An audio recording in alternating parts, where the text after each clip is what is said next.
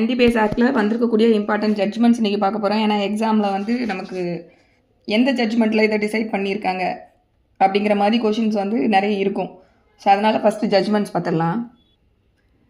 First section 18 பார்த்தோன்னா என்ன சொல்லியிருக்காங்க அப்படின்னா, இந்த 18 உள்ள ஃபஸ்ட்டு பார்ட் மட்டும் நான் ரீட் பண்ணிடுறேன். Whoever in contravention of any provision of this act or any rule or order made or condition of license granted or under cultivates the opium poppy or produces, manufactures, possesses, sells, purchases, transport, imports interstate, export interstate or uses opium shall be punishable னு சொல்கிறாங்க இல்லையா. இதில் வந்து இந்த cultivates opium பாப்பி அப்படின்ற word இருக்குது. மீதி எல்லாமே வந்து கல்டிவேட் ஓபியம் பாப்பி ஆர் ப்ரொடியூசர்ஸ் அப்படின்ற வேர்டு இருக்குது. அதுக்கப்புறம் எல்லாமே மேனுஃபேக்சர் ப்ராசஸ்ன்றது எல்லாமே வந்து தனியாக ஒரு இதாக இருக்குது. ஸோ இதை வந்து கோர்ட் எப்படி இன்டர்பிரேட் பண்ணியிருக்காங்கன்னா, கீழே வந்து பனிஷ்மெண்ட் எப்படி கொடுத்துருக்காங்க அப்படின்னா, ஸ்மால் குவான்டிட்டியாக இருந்ததுன்னா அதுக்கான பனிஷ்மெண்ட் 1 year வரைக்கும் இம்ப்ரிசான்மெண்ட் கொடுக்கலாம். அதாவது ரிகரஸ் இம்ப்ரிசான்மெண்ட் தான். ரிகரஸ் இம்ப்ரிசான்மெண்ட் 1 year வரைக்கும் இம்ப்ரிசான்மெண்ட் கொடுக்கலாம். இல்லைனா ஃபைன் வந்து 10,000 rupees வரைக்கும் இம்போஸ் பண்ணலாம். இல்லைனா ரெண்டும் சேர்த்து கொடுக்கலான்னு சொல்லியிருக்காங்க. இதுவே வந்து கமர்ஷியல் குவான்டிட்டியாக இருந்தது அப்படின்னா rigorous imprisonment not less than 10 years which may extend to 20 years and fine பொறுத்த வரைக்கும் not less than 1 lakh which may extend to 2 lakhs அப்படின்றது சொல்லியிருக்காங்க. தென் ப்ரொவைடரில் வந்து ஃபைன் வந்து 2 lakhsக்கு மேலேயும் எக்ஸீடாக வந்து இம்போஸ் பண்ணணும்னு கோர்ட்டு ஒப்பீனியனுக்கு வராங்க. ரீசன் இருக்குது அப்படின்னா அதுக்கு ரீசனை ரெக்கார்ட் பண்ணிவிட்டு இம்போஸ் பண்ணலாம்னு சொல்லியிருக்காங்க. தென் இந்த சப்கிளாஸ் சியில் வந்து in any other cases with rigorous imprisonment which may extend to 10 years and with fine which may extend to 1 lakhsன்னு சொல்லியிருக்காங்க இல்லையா. ஸோ இதை வந்து என்ன சொல்கிறாங்க அப்படின்னா, இந்த கல்டிவேஷன் ஆஃப் ஓபியம் பாப்பியை பொறுத்த வரைக்கும் பனிஷ்மெண்ட் வந்து இந்த சப்கிளாஸ் சியில் சொல்லியிருக்கபடி தான் கொடுக்கணும் அப்படிங்கிறது ஜட்ஜ்மெண்ட்ஸில் வந்து சொல்லியிருக்காங்க. ஸோ சப்கிளாஸ் 1 and 2 பொறுத்த வரைக்கும் ஓபியம் பாப்பியோட கல்டிவேஷனுக்கு அப்ளை ஆகாது. அந்த manufacture, possessor, sells, purchase, transport, import இருக்கு இல்லையா, அதுக்கு தான் வந்து சப்கிளாஸ் A and B வந்து அப்ளிகபிள் ஆகும் அப்படிங்கிறது வந்து நமக்கு கோர்ட் வந்து நிறையா இன்டர்பிரேட் பண்ணி சொல்லியிருக்காங்க. தென் அடுத்து செக்ஷன் 24. இந்த செக்ஷன் 24 எடுத்துக்கிட்டோன்னா இதில் வந்து இன்டென்ஷன், நோயிங் அப்படிங்கிற வேர்ட்ஸ் எதுவுமே இருக்காது. இந்த ப்ரொவிஷனை ரீட் பண்ணும்போது punishment for external dealing in narcotic drugs and psychotropic substances in contravention of section 12 சொல்லியிருக்காங்க இல்லையா. ஸோ இதில் எப்படி ஸ்டார்ட் பண்ணியிருக்காங்கன்னா, whoever engages in or control any trade whereby a narcotic drug or a psychotropic substances is obtained outside India and supplied to any person outside India without the previous authorization of the central government or otherwise than in accordance with the condition if any of such authorization granted under section 12 shall be punishable with rigorous imprisonment for a term which shall not be less than 10 years but which may extend to 20 years ன்னு சொல்லியிருக்காங்க. So fine பொறுத்த வரைக்கும் not less than 1 lakh which may be extended to 2 lakhs ன்னு சொல்லியிருக்காங்க. So இந்த ப்ரொவிஷனில் வந்து எங்கேயுமே வந்து நம்மளுக்கு மென்ஸ்ரியாவை டினோட் பண்ணக்கூடிய வேர்ட்ஸ் எதுவுமே இல்லை. பட் இருந்தாலும் இது வந்து சுப்ரீம் கோர்ட் வந்து எப்படி இன்டர்பிரேட் பண்ணியிருக்காங்க அப்படின்னா,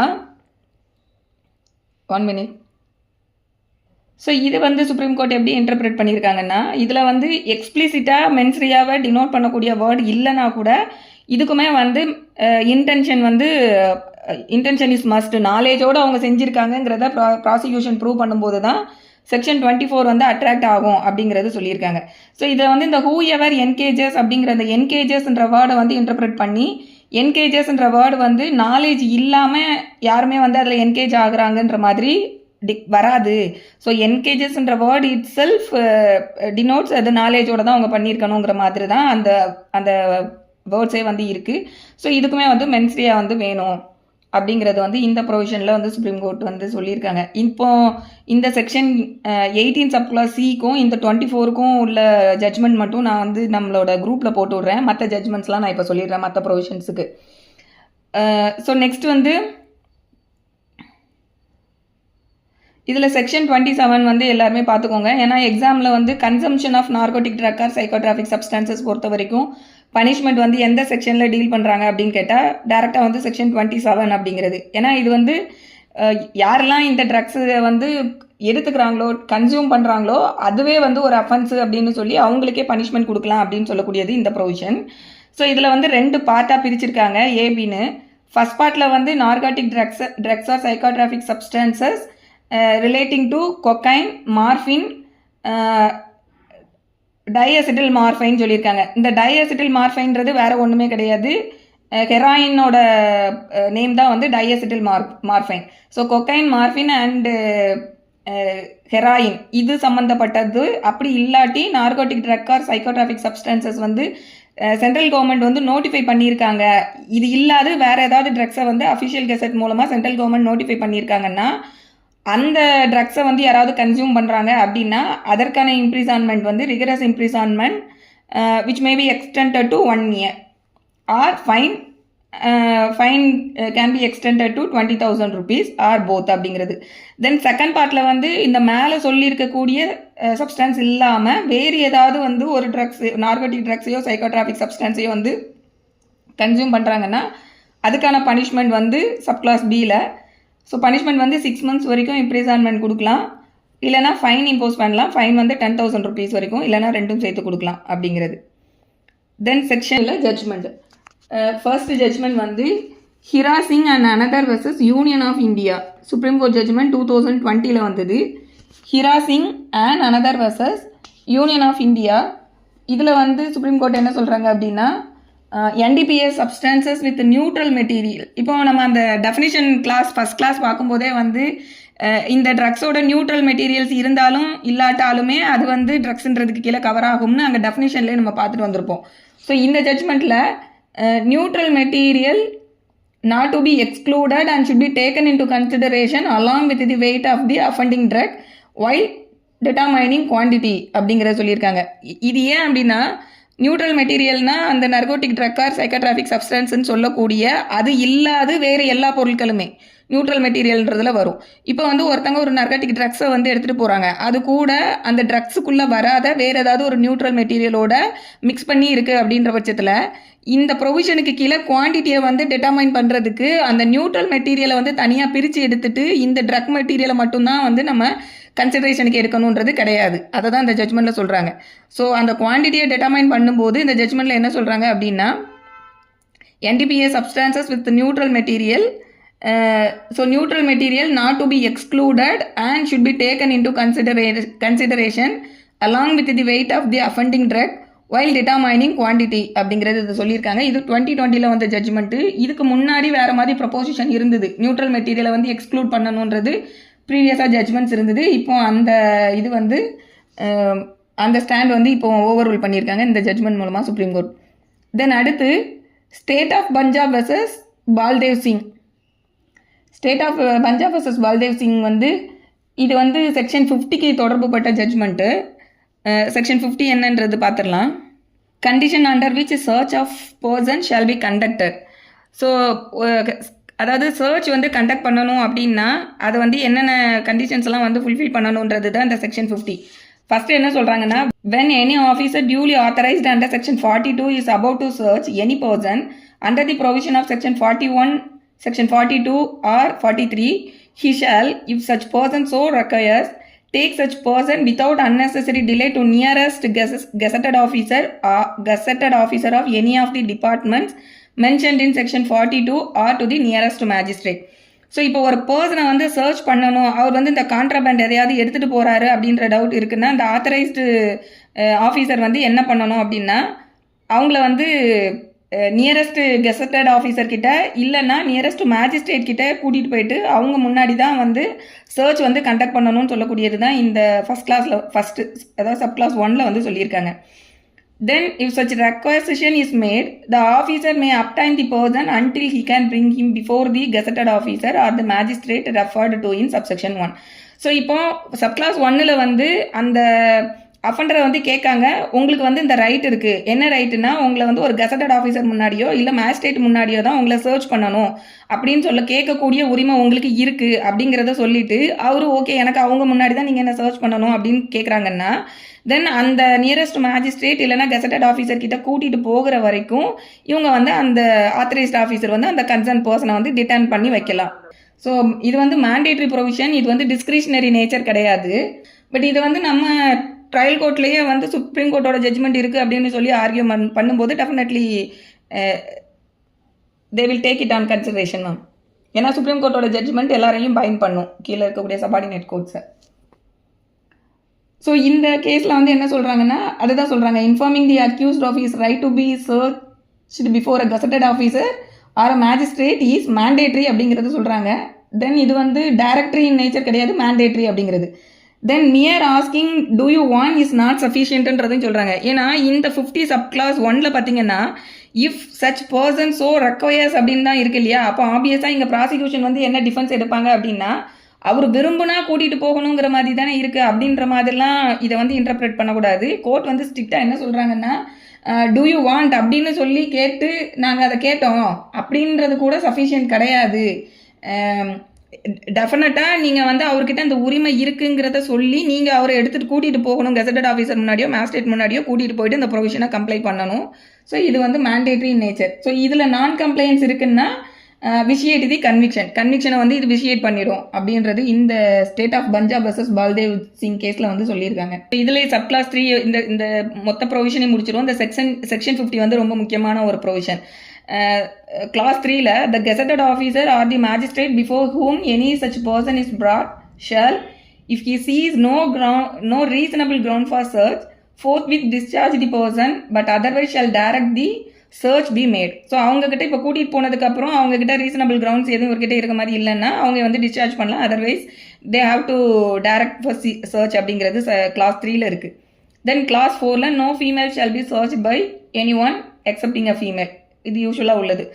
தென் subclass 5ல when an officer duly authorized under section 42 has reason to believe that it is not possible to take the person to be searched to the nearest gazetted officer or magistrate without the possibility of the person to be searched parting with possession of any narcotic drug or psychotropic substances or controlled substances or article or document, he may, instead of taking such person to the nearest gazetted officer or magistrate, proceed to search the person as provided under section 100 of the criminal procedure code அப்படிங்கிறது இதில் சொல்கிறாங்க. So இவங்களால இது வந்து exceptional சிச்சுவேஷனுக்கு தான் இந்த subclass 5. இந்த exceptional situation இருக்குது அப்படிங்கிறத they have to record in writing அப்படிங்கிறதையும் வந்து நமக்கு ஜட்ஜ்மெண்ட்ஸில் வந்து நிறைய இதில் சொல்லியிருக்காங்க. தென் சப்கிளாஸ் 6ல after a search is conducted under subsection 5, the officer shall record the reason for such belief which necessitate such search and within 72 hours send a copy thereof to his immediate official superior. So subclause 5க்கு கீழே இவங்க வந்து nearest magistrate கிட்டேயோ gazetted officer கிட்டேயோ கூட்டிகிட்டு போகல சர்ச்சுக்கு அப்படின்னா இமீடியட்டாக பண்ணணுன்ற நெசசிட்டி இருந்ததுன்னா தே கேன் ப்ரொசீட் வித் அப்படிங்கிறது சொல்கிறாங்க. பட் அந்த மாதிரி சப்கிளாஸ் 5க்கு கீழே பண்ணினாங்கன்னா அதுக்கான ரீசனை முதல்ல ரெக்கார்ட் பண்ணணும். அதாவது சொல்கிறாங்க இல்லையா, எதனாலும் உங்களால் இமீடியட்டாக கூட்டிகிட்டு போக முடியலை அப்படிங்கிற ரீசனை வந்து ரெக்கார்ட் பண்ணணும் ரைட்டிங்கில். அதை வந்து வித்தின் 72 ஹவர்ஸ்க்குள்ளே வந்து சுப்பீரியர் அஃபீஷியலுக்கு வந்து அதை அவங்க வந்து சென்ட் பண்ணணுன்றாங்க. ஸோ இதில் வந்து இந்த சப்கிளாஸ் 6 பொறுத்த வரைக்கும் இந்த 72 ஹவர்ஸ்ன்னு சொல்கிறாங்க இல்லையா, இதில் வந்து delay in sending the report வந்து இட் கேன் பி கண்டோன்ட் அப்படிங்கிறதையும் வந்து சில ஜட்ஜ்மெண்ட்ஸில் சொல்லியிருக்காங்க. ஸோ இந்த மாதிரி அதாவது இவரை இம்மீடியட்டாக அவங்கக்கிட்ட கூட்டிகிட்டு போய் அவங்க முன்னாடி பண்ணுறதை ப்ராஹிபிட் பண்ணுற அளவுக்கான ஒரு விஷயம் நெசசரியான ஒரு ஏதாவது விஷயம் இருந்ததுன்னா தான் அவங்க இந்த 5ஐயே வந்து இன்வோக் பண்ண முடியும். அந்த மாதிரி சிச்சுவேஷன் இல்லாதப்போ அவங்க இந்த 5லாம் இன்வோக் பண்ண முடியாது. ஸோ அதர்வைஸ் செக்ஷன் 50 பொறுத்த வரைக்கும் அது வந்து மேண்டேட்ரி இன் நேச்சர் தான். இதில் ஃபண்டமெண்டல் பிரின்சிபல் என்ன அப்படின்னா, NDPS ஆக்டை வந்து கோர்ட்ஸ் வந்து எப்படி இன்டர்பிரேட் பண்ணுறாங்கன்னா, இதில் இருக்கக்கூடிய பனிஷ்மெண்ட் எல்லாமே ரொம்ப ஸ்ட்ரிஞ்சண்டான பனிஷ்மெண்ட்டாக இருக்குது. So when punishment stringent the proof வந்து ஸ்ட்ரிக்டர் ப்ரூஃபாக இருக்கணும் அப்படிங்கிறது ஃபண்டமெண்டல் ரூல். ஸோ ப்ரூஃப் அப்படின்னு சொல்லும்போது இங்கே இருக்கக்கூடியது எல்லாமே வந்து இந்த ப்ரொசீஜரல் ஆஸ்பெக்டில் இந்த NDPS ஆக்டை பொறுத்த வரைக்கும் என்னென்ன ப்ரொசீஜர் ஃபாலோ பண்ணணும் அப்படின்னு சொல்லியிருக்காங்களோ, இதில் எதெல்லாம் மேண்டேட்டரி ப்ரொவிஷன்னு சுப்ரீம் கோர்ட் சொல்கிறாங்களோ அதில் வந்து ஏதாவது அவங்க லேகிங்காக இருக்காங்க அப்படின்னா அதுவே வந்து இவங்க இப்போ கம்ப்ளைண்ட் பண்ண வேண்டிய இந்த ப்ரொசீஜர் இருக்குது இல்லையா, இதெல்லாம் ப்ரொசீஜரை கம்ப்ளைண்ட் பண்ணலைனாலே நீங்கள் அவங்க மேலே வந்து ஆக்ஷன் எடுக்கலாம்னு இப்போ உங்களுக்கு ஒரு ஜட்ஜ்மெண்ட் நான் வச்சுருக்கேன். ஆமாம். இன்னொன்று வந்து நீங்கள் கேட்கக்கூடியது வந்து அக்யூட்டல் ஆகிருப்பாங்க, ஃபுல் ட்ரையல் முடிச்சதுக்கப்புறம் அக்யூட்டல் ஆவாங்க. அந்த மாதிரி அக்யூட்டல் ஆகும்போது அது மேலிசியஸ் ப்ராசிக்யூஷனாக இருந்ததுன்னா நம்ம அதுக்கு தான் மலிசியஸ் ப்ராசிக்யூஷனுக்கு தனியாக வந்து டேமேஜஸ் கிளைம் பண்ணுறதுக்கு நீங்கள் தனியாக யூ கேன் கிளைம். நீங்கள் வந்து அந்த டாட்ஸ் எடுக்கும்போது ரீனா மேடம் இது உங்களுக்கு எடுத்தாங்க இந்த மாதிரி. ஸோ அது ஆட்டோமேட்டிக்காக இங்கே அட்ராக்ட் ஆகும் மேம். ஸோ ஆனால் இந்த மலிசியஸ் ப்ராசிக்யூஷனுக்கு வந்து நீங்கள் கிளைம் பண்ணணும் அப்படின்னா கேஸ் வந்து கிளியராகவே இது வந்து புட்டப் கேஸ் தான்றதை எஸ்டாப்ளிஷ் பண்ணுற மாதிரியாக இருந்திருக்கணும். அது வந்து ஹானர் அக்யூட்டல்ன்ற வேர்டு வந்து அதுக்கு சொல்லுவாங்க. அந்த அக்யூட்டல் பண்ணுறோம், நீங்கள் தப்பே பண்ணாமல் உங்கள் மேலே கேஸ் போட்டிருக்காங்கங்கிற மாதிரி அது வரும் அந்த கான்செப்ட். ஸோ அந்த மாதிரி இருக்கும்போது தான் you can claim for malicious ப்ராசிக்யூஷனுக்கு நீங்கள் டேமேஜஸ் கிளைம் பண்ண முடியும். மியர் பெனிஃபிட் ஆஃப் டவுட்டில் வந்து உங்களுக்கு அக்யூட்டல் கொடுக்குறாங்கன்னா அதுக்கெல்லாம் வந்து நீங்கள் வந்து இப்போ கேட்க முடியாது. ஏன்னா ஸோ இது depending upon the facts of the case. நீங்கள் என்ன கிரவுண்டில் அக்யூட்டல் வாங்கியிருக்கீங்க, கேஸ் எப்படி நடந்திருக்கு, உங்களுக்கு வந்து ஹானர் அக்யூட்டல்ன்றதுல வருதாங்கிறதெல்லாம் பார்த்து அப்போ தான் நீங்கள் மலிசியஸ் ப்ராசிக்யூஷனை டிசைட் பண்ண முடியும். ஸோ செக்ஷன் 50 வந்து இதுதான் வந்து செட்டில்டு ப்ரொபோசிஷனாக இருக்குது. தென் அடுத்து இதே செக்ஷன் 50க்கு இன்னொரு ஜட்ஜ்மெண்ட் எழுதிக்கோங்க. Vijay Singh Chandubha Jadeja versus state of Gujarat. இது வந்து 2011 1 சுப்ரீம் கோர்ட் கேசஸ் 609, 2011 1 SEC 609. இதில் என்ன சொல்கிறாங்கன்னா, accused must be made aware of his legal right not a casual opinion அப்படிங்காங்க. அதான் சொல்கிறாங்க இல்லையா, அதாவது உங்களுக்கு இந்த மாதிரி போகிறதுக்கான ஒரு வாய்ப்பு இருக்குது, நீங்கள் விரும்புகிறீங்களா, அந்த மாதிரி கேஷுவல் ஒப்பீனியனாலாம் கேட்கக்கூடாது. ஸோ அவங்களோட லீகல் ரைட்டை வந்து அவங்களுக்கு கிளியராக சொல்லி கிடையாது. ஃபுல் கம்ப்ளைன்ஸ் வந்து நீங்கள் இதுக்கு கொடுத்தே ஆகணும் அப்படிங்கிறது இந்த ஜட்மெண்ட்டில் வந்து சொல்லியிருக்காங்க. Vijay Singh Chandubha Jadeja versus state of Gujarat. Then அடுத்து state of Punjab versus Balbir Singh. இதுலேயும் வந்து இந்த செக்ஷன் இதில் வந்து state of Punjab versus Balbir Singh வந்து செக்ஷன் 42, செக்ஷன் 50 அண்ட் செக்ஷன் 57 இந்த மூணையும் வந்து இதில் டிஸ்கஸ் பண்ணுறாங்க. இதில் என்ன சொல்கிறாங்கன்னா, செக்ஷன் 42 அண்ட் 50 ஆர் மேண்டேட்ரி அப்படின்னு சொல்கிறாங்க. ஸோ செக்ஷன் 42 வந்து பார்த்துடலாம். 42 வந்து power of entry, search, seizure and arrest without warrant or authorisation. So எப்போ வந்து வித்தவுட் வாரண்ட் வந்து இவங்க வாரண்ட் வந்து the authorised officers can enter, search, seizure, arrest. இது எல்லாம் வந்து எப்போ பண்ணலாம், வித்தவுட் வாரண்ட். ஸோ வாரண்ட் வாங்கிட்டு பண்ணுறதை பற்றி செக்ஷன் 41 சொல்லியிருப்பாங்க. வாரண்ட் இல்லாமல் எப்போ பண்ணலாங்கிறது வந்து இதில் சொல்லியிருப்பாங்க. ஸோ வாரண்ட் இல்லாமல் இருக்கிறது எப்போ பண்ணுவாங்கன்னா, இமீடியட்டாக அரெஸ்ட் பண்ணலைன்னா வந்து அவங்க வந்து அப்ஸ்காண்ட் ஆகிடுவாங்க, இல்லை அந்த கான்ட்ரபண்டை வந்து அவங்க எங்கேயாவது வந்து கன்சீல் பண்ணிவிடுவாங்க, அதிலிருந்து செவர் பண்ணிவிடுவாங்க. ஸோ இந்த மாதிரியான விஷயங்கள்லாம் வரும்போது இமீடியட்டாக they can proceed for search, seizure and arrest. இதெல்லாம் வந்து பண்ணலாங்கிறது இந்த செக்ஷன் 42 சொல்லியிருப்பாங்க. ஸோ இது வந்து இதுக்கும் வந்து என்ன ப்ரொசீஜர் சொல்லியிருப்பாங்க அப்படின்னா, செக்ஷன் 42 நம்ம அதில் ரீட் பண்ணிடுறேன். ஸோ ஃபஸ்ட் பார்ட்டில் வந்து யாரெல்லாம் வந்து இந்த அரெஸ்ட், சர்ச், சீசர் பண்ணலாம் அப்படிங்கிறதான் ஃபுல்லாக வரும். Any such officer of the department of central excise, narcotic, custom, revenue intelligence or any other department of the central government including paramilitary forces or armed forces if he has reason to believe from personal knowledge or information given by any person. So இதுதான் ரொம்ப முக்கியம். இவங்களுக்கு வந்து இந்த மாதிரி ஒரு விஷயம் நடக்குங்கிறது எப்படி தெரியுதுன்னா, if he has reason to believe from personal knowledge அவங்களுக்கே தெரிய வருது, இல்லைன்னா R information given by any person and taken down in writing that any narcotic, drug or psychotropic substances or controlled substances in respect of which an offence punishable under this act has been committed, or any document or other article which may furnish evidence of the commission of such offence, or any illegally acquired property or any document or other evidence of the commission of such offence, other article which may furnish evidence of holding any illegally acquired property which is liable for seizure or freezing or forfeiture under chapter 5A of this act is kept or concealed in any building, conveyance or enclosed place may between sunrise and sunset. So sunrise and சன்செட்டுக்கு நடுவில் இருக்கக்கூடிய காலகட்டங்களில் இப்போ நம்ம மேலே பார்த்த ஆஃபீஸர்ஸில் authorised persons எல்லாருமே என்ன பண்ணலாம் அப்படின்னா, இந்த சிச்சுவேஷன் இருந்ததுன்னா என்னென்னா, இந்த இடத்துல வந்து இது இருக்குது இல்லைனா, ஸோ இப்போ வந்து என்டர் ஆகலாம், சர்ச் பண்ணலாம் எல்லாம் சொல்கிறாங்க. அதுக்கப்புறமா வந்து ரெசிஸ்டன்ஸ் இருந்ததுன்னா பிரேக் ஓப்பன் பண்ணலாம், அதெல்லாம் சொல்கிறாங்க. தென் அடுத்து வந்து அங்கே இருக்கக்கூடியதை வந்து சீஸ் பண்ணணும், ஃப்ரீஸ் பண்ணணும் அப்படின்னா அதையும் வந்து அவங்க பண்ண முடியும். அதுக்கப்புறம் அந்த பர்சனை வந்து டிடைன் பண்ணணும் அப்படின்னா அதுக்காக வந்து அவங்க டிடைன் பண்ணுறதுக்கான பவரும் இருக்குது.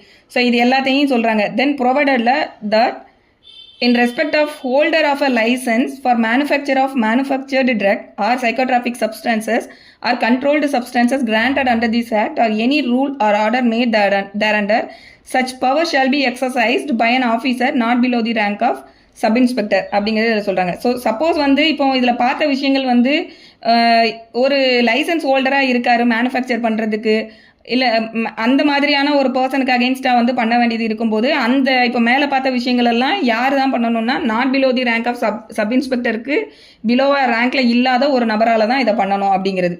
ஸோ இது ஏன்னா இவங்களே லைசன்ஸ்டு மேனுஃபேக்சராக இருக்காங்களே, இவங்க எப்படி வருவாங்க அப்படின்னு பார்த்தோன்னா சில நேரம் வந்து சில பொருட்களுக்கு வந்து அவங்க மேனுஃபேக்சர் பண்ணுறதுக்கு இல்லை அதை வந்து எடுத்துகிட்டு போகிறதுக்கு டிரான்ஸ்போர்ட் பண்ணுறதுக்கு எல்லாத்துக்குமே லைசன்ஸ் இருக்கும். அதோட சேர்த்து இவங்க இல்லீகலாக அது கூட இல்லீகலான விஷயங்களை திருப்பி அது கூட சேர்த்து அனுப்புறது அந்த மாதிரிலாம் சில நேரம் பண்ணுவாங்க. அதாவது லைசன்ஸ் இருக்கக்கூடியதோடு சேர்த்து இல்லீகலான விஷயங்களையும் பண்ணுறது. So then provided further that if such officer has reason to believe that a search warrant or authorization cannot be obtained without affording opportunity for the concealment of evidence or facility for the escape of an offender, he may enter and search such building, conveyance or enclosed place at any time between sunset and sunrise after recording the grounds of his belief. So இது வந்து suppose இதுக்கு ஏதாவது reason to believe இதுக்கெலாம் இருக்கணும், அவர் வந்து கன்சீல் பண்ணிவிடுவார் இல்லைனா அங்கேருந்து escape ஆகிடுவாருன்ற மாதிரிலாம் இருந்ததுன்னா அதற்கான ரீசனை வந்து அவங்க ரெக்கார்ட் பண்ணிவிட்டு இப்போ நம்ம பார்த்த விஷயங்கள் எல்லாத்தையும் அவங்க செய்யலாம். தென் ஃபைனலாக where an officer takes down any information in writing under subsection 1 or record grounds for his belief under proviso that to he shall within 72 hours send a copy thereof to his immediate official superior அப்படிங்கிறது இதில் சொல்லியிருக்காங்க. இப்போ நம்ம பார்த்த judgment என்ன அப்படின்னா state of Punjab versus Balbir Singh. So இந்த கேஸில் என்ன சொல்கிறாங்கன்னா இப்போ நம்ம ரீட் பண்ண இந்த செக்ஷன் 42 இருக்கு இல்லையா, ஸோ இந்த 42ல் இருக்கக்கூடிய விஷயங்கள் வந்து மேண்டேட்ரி, இது வந்து டைரக்டரி நேச்சர் கிடையாது அப்படிங்கிறது இந்த ஜட்ஜ்மெண்ட்டில் சொல்கிறாங்க. ஸோ டைரக்டரி அப்படின்னா இதில் ஏதாவது எரர் இருந்தால் கூட இட் கேன் பி க்யூர்டு, அதை வந்து பெருசாக வந்து ப்ரொசீடிங்ஸை வந்து விஷியேட் பண்ணாது. மேண்டேட்ரினா என்டையர் ப்ரொசீடிங்ஸையுமே வந்து அது விஷியேட் பண்ணும். அதுதான் ரெண்டுக்கும் உள்ள டிஃப்ரென்ஸு. ஸோ இதில் வந்து 42 மேண்டேட்ரி அப்படின்னு சொல்கிறாங்க. தென் செக்ஷன் 50யும் இதில் மேண்டேட்ரி அப்படின்றது சொல்கிறாங்க. செக்ஷன் 50 என்ன அப்படின்னா condition under which search of person shall be conducted. So இது நம்ம ஏற்கனவே இப்போ 50 பார்த்துட்டோம் முன்னாடியே. ஸோ அது இந்த ரெண்டுமே மேண்டேட்ரிங்கிறது இதில் சொல்கிறாங்க. Then section 57 is not mandatory, it is directory அப்படிங்கிறது இந்த ஜட்ஜ்மெண்ட்டில் சொல்கிறாங்க. 57 என்ன அப்படின்னா report of arrest and seizure. So, whenever any person makes any arrest or seizure under this act, he shall within 48 hours next after such arrest or seizure make a full report of all the particulars of such arrest or seizure to his immediate official superior. So இது என்னென்னா sometimes அவங்களோட administrative ஒர்க்குனால ஏதோ ஒரு காரணத்தினால இந்த 48 ஹவர்ஸ்க்குள்ளே இந்த ரிப்போர்ட்டை வந்து அவங்களால அனுப்ப முடியல அப்படின்ற பட்சத்தில் இது வந்து ஒரு டைரக்டரி நேச்சரில் இருக்குது, இது வந்து நாட் மேண்டேட்ரி அப்படிங்கிறது இந்த ஜட்ஜ்மெண்ட்டில் சொல்லியிருக்காங்க. ஸோ 42 and 50 வந்து மேண்டேட்ரி, 57 வந்து not mandatory. Then next judgment வந்து Union of India versus பால்முகுந்த்.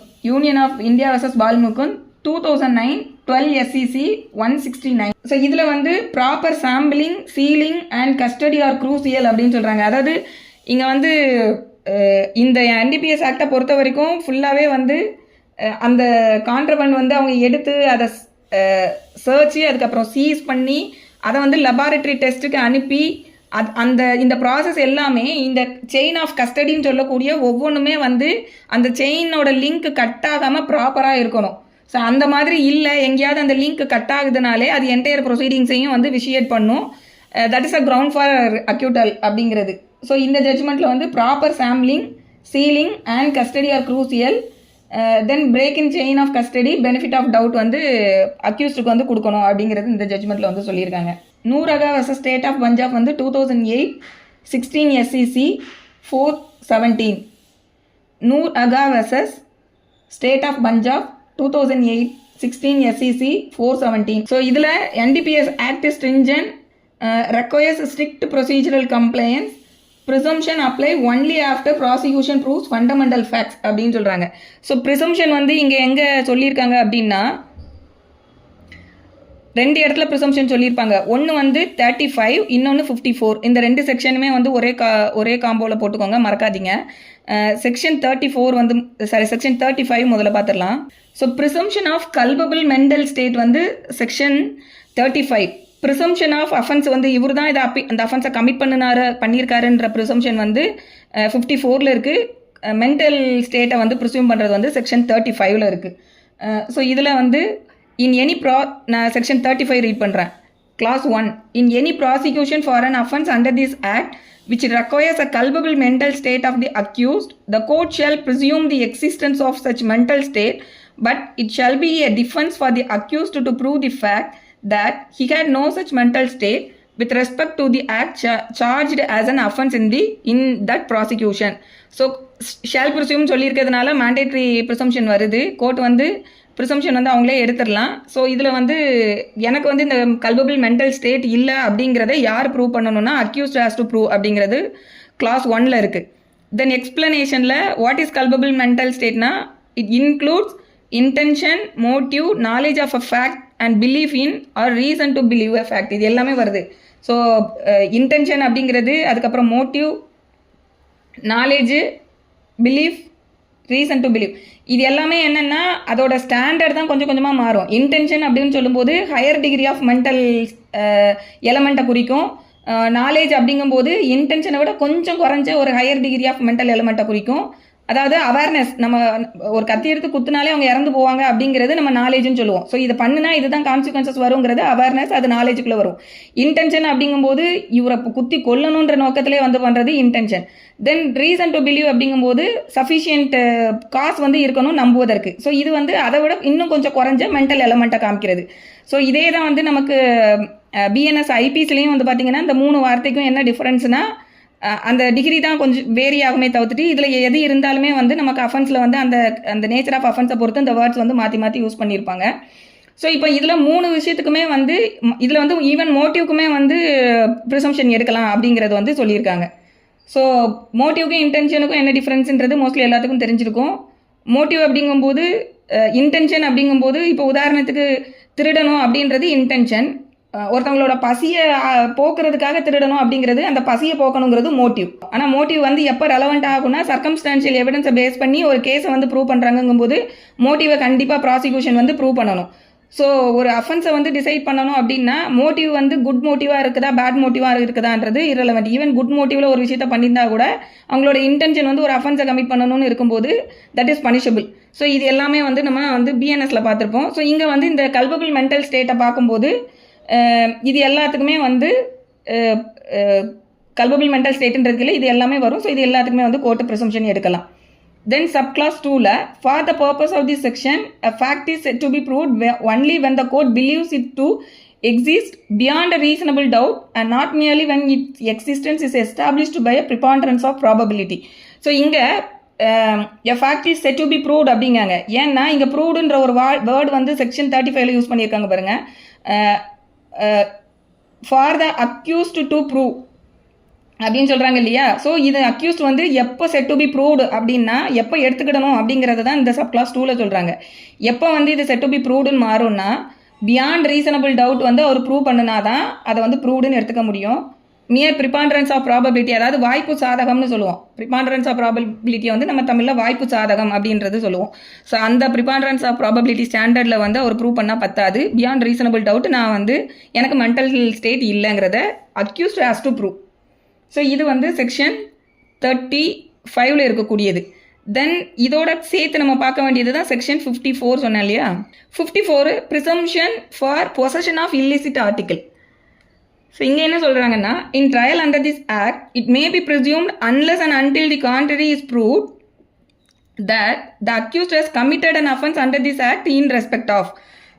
So டைரக்டாக ப்ரிசம்ஷன் எதுக்குன்னு பாருங்க. தி அக்யூஸ்ட் ஹஸ் கமிட்டட்னே ப்ரிசம்ஷன் எடுக்கிறாங்க. Unless and until the contrary is proved. அப்போ அக்யூஸ்ட் தான் ப்ரூவ் பண்ணணும் கான்ட்ரரியை.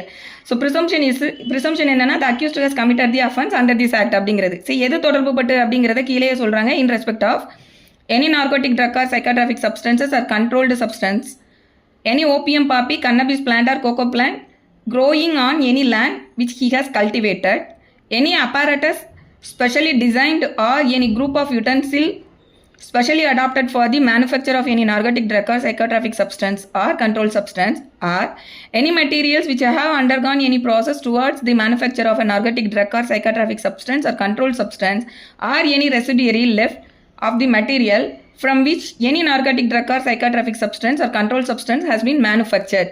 ஸோ அப்போ இந்த விஷயம் தொடர்பு பட்டு ஏதோ ஒரு அஃபென்ஸ் வந்து கமிட்டடாக இருக்குங்கும் போது இதில் ஏதாவது ஒருத்தர் வந்து அவர்கிட்ட இருந்து நார்காட்டிக் ஃபர்ஸ்ட் இதை எடுத்துக்கிட்டோம்னா in respect of any narcotic drug or psychotropic சப்ஸ்டன்சஸ்ன்னு சொல்கிறாங்க இல்லையா. கீழே லாஸ்ட் லைன் என்ன சொல்கிறாங்கன்னா for the possession of which he fails to account satisfactorily அப்படின்னு சொல்லி முடிக்காங்க. இப்போ இந்த ஏபிசிடியில் சொல்லியிருக்கக்கூடிய ஏதோ ஒரு விஷயம் ஒரு அக்யூஸ்டோட அஃபண்டரோட பொசஷன்ல இருந்து ஒரு பர்சனோட பொசஷன்ல இருந்து எடுக்கிறாங்கன்னு வச்சுக்கிடுவோம். இப்போ அந்த பொசஷனுக்கு அந்த கன்சர்ன் பர்சன் அக்கௌண்ட் அந்த ஆஃபீஸர்ஸ் வந்து சாட்டிஸ்ஃபை ஆகிற அளவுக்கு அதுக்கு வந்து அக்கௌண்டபிளாக ஒரு பதில் சொல்லலை அப்படின்னா ஃபெயில் டு அக்கௌண்ட் சாட்டிஸ்ஃபேக்டரிலி அப்படின்னு சொல்கிறாங்க. ஸோ அவருக்கு இது எப்படி அவர் கைக்கு வந்துச்சுன்றதுக்கு அவரால் ப்ராப்பர் எக்ஸ்பிளனேஷன் கொடுக்க முடியல அப்படிங்கும்போது ஆட்டோமேட்டிக்காக ப்ரிசம்ஷன் வந்து கோர்ட் என்ன எடுக்கணும்னு சொல்கிறாங்கன்னா that accused has committed the offence அப்படிங்கிறது இங்கே ப்ரிசம்ஷன் எடுக்காங்க.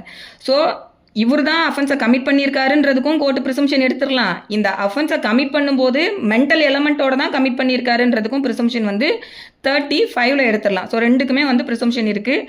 54 பொறுத்த வரைக்கும் பொசஷன் வந்து மெட்டீரியல், ஒருத்தரோட பொசஷன்ல இருந்து ட்ரக்ஸ் ஆர் சைக்கோட்ராஃபிக் சப்ஸ்டன்சஸ் வந்து எடுக்காங்க, இல்லை அதில் யூஸ் பண்ணக்கூடிய யூட்டன்சில்ஸ் இல்லைனா ஆர்டிகிள்ஸ் இல்லைனா வேறு ஏதோ அது தொடர்புபட்ட அப்பாரட்டஸ் ஏதாவது வந்து எடுக்கிறாங்கங்கும் போது அந்த பொசஷனுக்கு அவரால் எப்படி வந்ததுன்னு அவரால் பதில் சொல்ல முடியலங்கும் போது ஆட்டோமேட்டிக்காக ப்ரிசம்ஷன் வருது. ஸோ இப்போ இந்த செக்ஷன் 35 and 54 இந்த ரெண்டு ப்ரிசம்ஷனையும் பொறுத்த வரைக்கும் இந்த Noor Aga versus state of Punjab இந்த கேஸில் என்ன சொல்கிறாங்க அப்படின்னா NDPS act is stringent, requires strict procedural compliance, then presumption apply only after prosecution proves fundamental facts அப்படிங்காங்க. ஸோ இப்போ ரெண்டு விஷயம் ப்ரிசம்ஷன் எடுக்கலாம்னு சொல்லிட்டாங்க இல்லையா. இப்போ ப்ரிசம்ஷன் எடுக்கலாம் அப்படின்னா ப்ராசிக்யூஷன் முதல்ல எதை ப்ரூவ் பண்ணணுன்றது இருக்குது. இந்த ஃபவுண்டேஷனல் ஃபேக்ட்னு சொல்லுவாங்க. அதை ஃபவுண்டேஷனல் ஃபேக்ட்னா என்ன அப்படின்னா இப்போ நம்ம டே டு டே லைஃப்பில் டெய்லி 138 செக் பவுன்ஸ் கேஸ் பார்ப்போம். அதில் வந்து ஃபவுண்டேஷனல் ஃபேக்ட் என்னது, செக்கு வந்து இவரோட செக்கு தான், இவர் தான் அதை சைன் பண்ணினாரு அப்படிங்கிறது ஃபவுண்டேஷனல் ஃபேக்ட். ஸோ இந்த ஃபவுண்டேஷனல் ஃபேக்டை வந்து கம்ப்ளைனன்ட் வந்து செக் பவுன்ஸ் கேஸில் வந்து ப்ரூவ் பண்ணிட்டாங்க. அதாவது ஆப்போசிட் பார்ட்டி வந்து ஆமாம் இது என் செக் தான் என் சிக்னேச்சர்னு சொல்லிட்டாங்கன்னா ஃபவுண்டேஷனல் ஃபேக்ட் வந்து அங்கே ப்ரூவ்டு. அப்போ ஆட்டோமேட்டிக்காக அடுத்தவங்களுக்கு வந்து பர்டன் ஷிஃப்ட் ஆகும். இதே வந்து இங்கே வந்து கிரிமினல் கேஸில் ஃபவுண்டேஷனல் ஃபேக்ட் என்ன அப்படின்னா ப்ராசிக்யூஷன் ஃபஸ்ட்டு ப்ரூவ் பண்ணணும் என்னென்னா இவரோட பொசிஷனில் இருந்து தான் நாங்கள் வந்து இதை வந்து ரெக்கவர் பண்ணணும் அப்படிங்கிறத ஃபஸ்ட்டு அவங்க ப்ரூவ் பண்ணணும். தென் இவர் வந்து இவரோட பொசிஷன்லேருந்து ரெக்கவர் பண்ணினதுக்கு எந்த விதமான சாட்டிஸ்ஃபேக்டரியான எக்ஸ்பிளனேஷனும் இவர்கிட்ட இருந்து கொடுக்கல அப்படிங்கிறதெல்லாம் வந்து அவங்க ப்ரூவ் பண்ணணும். ஸோ இது வந்து ஃபவுண்டேஷனல் ஃபேக்ட். எதுவுமே இல்லாமல் வந்து ப்ரிசம்ஷன் வந்து கோர்ட் எடுக்க முடியாது. ஸோ இதில் பொசஷன் அப்படின்னு சொல்லும்போது இப்போ யாராவது ஒருத்தங்க இப்போ நம்ம ட்ராவல் பண்ணி போயிட்டு இருப்போம், பக்கத்தில் இருக்கவங்க வந்து நம்ம பேக்கில் எட்டி போட்டுட்டாங்க, போலீஸ் ஒருத்திட்டு வராங்க எட்டி போட்டுட்டாங்க அப்படின்னா அப்போ இவரோட பொசிஷனில் இருந்து ரெக்கவர் பண்ணப்பட்டதுன்றதுனால ஆட்டோமேட்டிக்காக அவங்களுக்கு அகைன்ஸ்டாக ப்ரிசம்ஷன் எடுக்க முடியுமானா எடுக்க முடியாது. ஸோ அதை தான் என்ன சொல்கிறாங்கன்னா இந்த இடத்துல பொசிஷனை வந்து கோர்ட் எப்படி இன்டர்பிரேட் பண்ணுறாங்கன்னா கான்சியஸ் பொசிஷன் அப்படின்னு சொல்கிறாங்க. ஸோ கான்சியஸ் பொசிஷனில் வந்து அவர் வச்சுருந்தாருங்கிறத ஃபவுண்டேஷனல் ஃபேக்ட்டு. இந்த கான்சியஸ் பொசிஷனில் தான் இந்த கன்சர்ன் பர்சன் வந்து பொசஸ் பண்ணியிருந்தாரு அப்படிங்கிறத ப்ராசிக்யூஷன் ப்ரூவ் பண்ணினா மட்டும்தான் ப்ரிசம்ஷனை கோர்ட் எடுக்க முடியும். ஸோ அது ப்ரூவ் பண்ணலை அப்படிங்கும்போது ஆட்டோமேட்டிக்காக வந்து ப்ரிசம்ஷன் வந்து கோர்ட் எடுக்க முடியாது. அதை தான் வந்து இந்த Noor Aga versus state of Punjab அப்படின்றதுல சொல்கிறாங்க. ஸோ இதில் இந்த கான்சியஸ் பொசஷன் அப்படின்னு சொல்லும்போது நம்ம ஏற்கனவே ஆர்ம்ஸ் ஆக்ட் பார்க்கும்போது ஒரு ஜட்ஜ்மெண்ட் வந்து நான் சொல்லியிருப்பேன். அதுலேயும் வந்து பார்த்தீங்கன்னா அந்த ஆக்ட்லேயும் இந்த பொசஷனை கோர்ட் இதே மாதிரி தான் இன்டர்பிரேட் பண்ணியிருப்பாங்க, கான்சியஸ் பொசஷன் அப்படின்னு சொல்லி. அதாவது ரச்சேல் ஜோல் ஒசேரன் versus the state of Maharashtra இது வந்து ஆர்ம்ஸ் ஆக்டில் சொல்லியிருப்பான். இதை ரெண்டையும் எதுக்கு சொல்கிறேன்னா பொருத்தி பார்த்தீங்கன்னா உங்களுக்கு எங்கேயும் மறக்காது. ஸோ இந்த ரச்சேல் ஜோல் ஒசேரன் வெர்சஸ் தி ஸ்டேட் ஆஃப் மகாராஷ்டிராவில் ஆர்ம்ஸ் ஆக்டில் என்ன சொல்லியிருப்பாங்கன்னா ஆக்சுவலி இந்த ஒரு இஸ்ரேல் விமன் வந்து இந்தியாவுக்கு வருவாங்க. அவங்க வந்து ஒரு பேக்கில் வந்து குழந்தைங்களுக்கான டாய்ஸ் இதெல்லாம் போட்டு எடுத்துகிட்டு வந்திருப்பாங்க. ஆர்ஃபனில் இருக்கக்கூடியவங்க அவங்களுக்கு தெரிஞ்ச குழந்தைங்களுக்குலாம் கொடுக்குறதுக்கு. அவங்க அந்த கேரி பண்ணிட்டு வந்த பேக்கில் என்ன இருக்கும்னா ஒரு துப்பாக்கியில் யூஸ் பண்ணக்கூடிய அந்த கேட்ரிட்ஜ் ஆர் சம்திங் ஏதோ ஒன்று இருக்கும். ஸோ அப்போ அதை வந்து பாம்பே ஏர்போர்ட்டில் வந்து பிடிப்பாங்க. அப்போ அவங்க வந்து அப்போ அவங்க என்ன சொல்லுவாங்க அப்படின்னா இந்த பேக் வந்து என்னோட பேக் கிடையாது, இது என் ஃப்ரெண்டோட பேக்கு. நான் இஸ்ரேலில் என் ஃப்ரெண்டுக்கிட்ட இருந்து வாங்கிட்டு வந்தேன். என் ஃப்ரெண்டோட ஹஸ்பண்ட் வந்து இஸ்ரேல் ஆர்மியில் ஒர்க் பண்ணுறாங்க. ஸோ அதனால் அவங்க யூஸ் பண்ணுனா அந்த ஆர்மி மேன் யூஸ் பண்ணினதில் உள்ள கேட்ரிட்ஜ் ஆர் சம்திங் ஏதோ ஒன்று. ஸோ அதுதான் வந்து இந்த பேக்கில் இருக்குது. ஸோ எனக்கு வந்து இந்த விஷயம் இதில் இருந்ததே முதல்ல எனக்கு தெரியாது. என்னோட கான்சியஸ் பொசிஷனில் இது இல்லை அப்படின்னு சொல்லி அவங்க சொல்லியிருப்பாங்க. பட் ட்ரையல் கோர்ட் வந்து அதை கன்சிடர் பண்ணியிருக்க மாட்டாங்க. அபெக்ஸ் கோர்ட் வரைக்கும் போகும். அப்போ கோர்ட் வந்து இதை தான் சொல்லுவாங்க. பொசஷன் அப்படிங்கும்போது ஒருத்தவங்களோட பொசஷனில் மியர் பொசஷன் இஸ் நாட் எனஃப். அவங்க வந்து தெரிஞ்சே கான்சியஸில் வச்சுருந்தாங்கன்னா மட்டும்தான் ப்ரிசம்ஷன் வந்து அட்ராக்ட் ஆகுங்கிறத அங்கே சொல்லியிருப்பாங்க. அதே மாதிரி தான் இங்கேயும் அவங்களுக்கு தெரிஞ்சு அவங்க பொசஷனில் அது இருந்திருக்கணும். Mere possession is not a possession அப்படிங்கிறது நம்ம இந்த ஆக்டை பொறுத்த வரைக்கும் இதே தான். ஸோ தென் அங்கே அந்த கேஸில் வந்து அவங்க அதுக்கப்புறம் இது பண்ணியிருப்பாங்க, குவாஷ் பண்ணியிருப்பாங்க அந்த கேஸில். ஸோ அதே தான் இங்கேயும் சேம் பிரின்சிபல் தான். ஸோ இப்போ ப்ராசிக்யூஷன் வந்து இவர்கிட்ட இருந்து தான் பொசஷன் ரெக்கவர் பண்ணணுன்றது தானே. அப்போ நம்ம டிஃபென்ஸ் வந்து கான்சியஸ் பொசஷனில் இல்லைங்கிறத ப்ரூவ் பண்ணுறதுக்கு நம்மக்கிட்ட டிஃபென்ஸ் இருந்ததுன்னா வி கேன் ப்ரூவ் இட். தென் அடுத்த ஜட்ஜ்மெண்ட்டு ஸோ செக்ஷன் 35 and 54 ரெண்டும் சேர்த்து பார்த்துக்கோங்க, எக்ஸாமுக்கு ரொம்ப முக்கியம். Gunter Edwin Kircher versus state of Goa. இப்போ நான் சொன்னாலே அந்த கான்சியஸ் பொசஷன் அதே தான் இதில் சொல்கிறாங்க.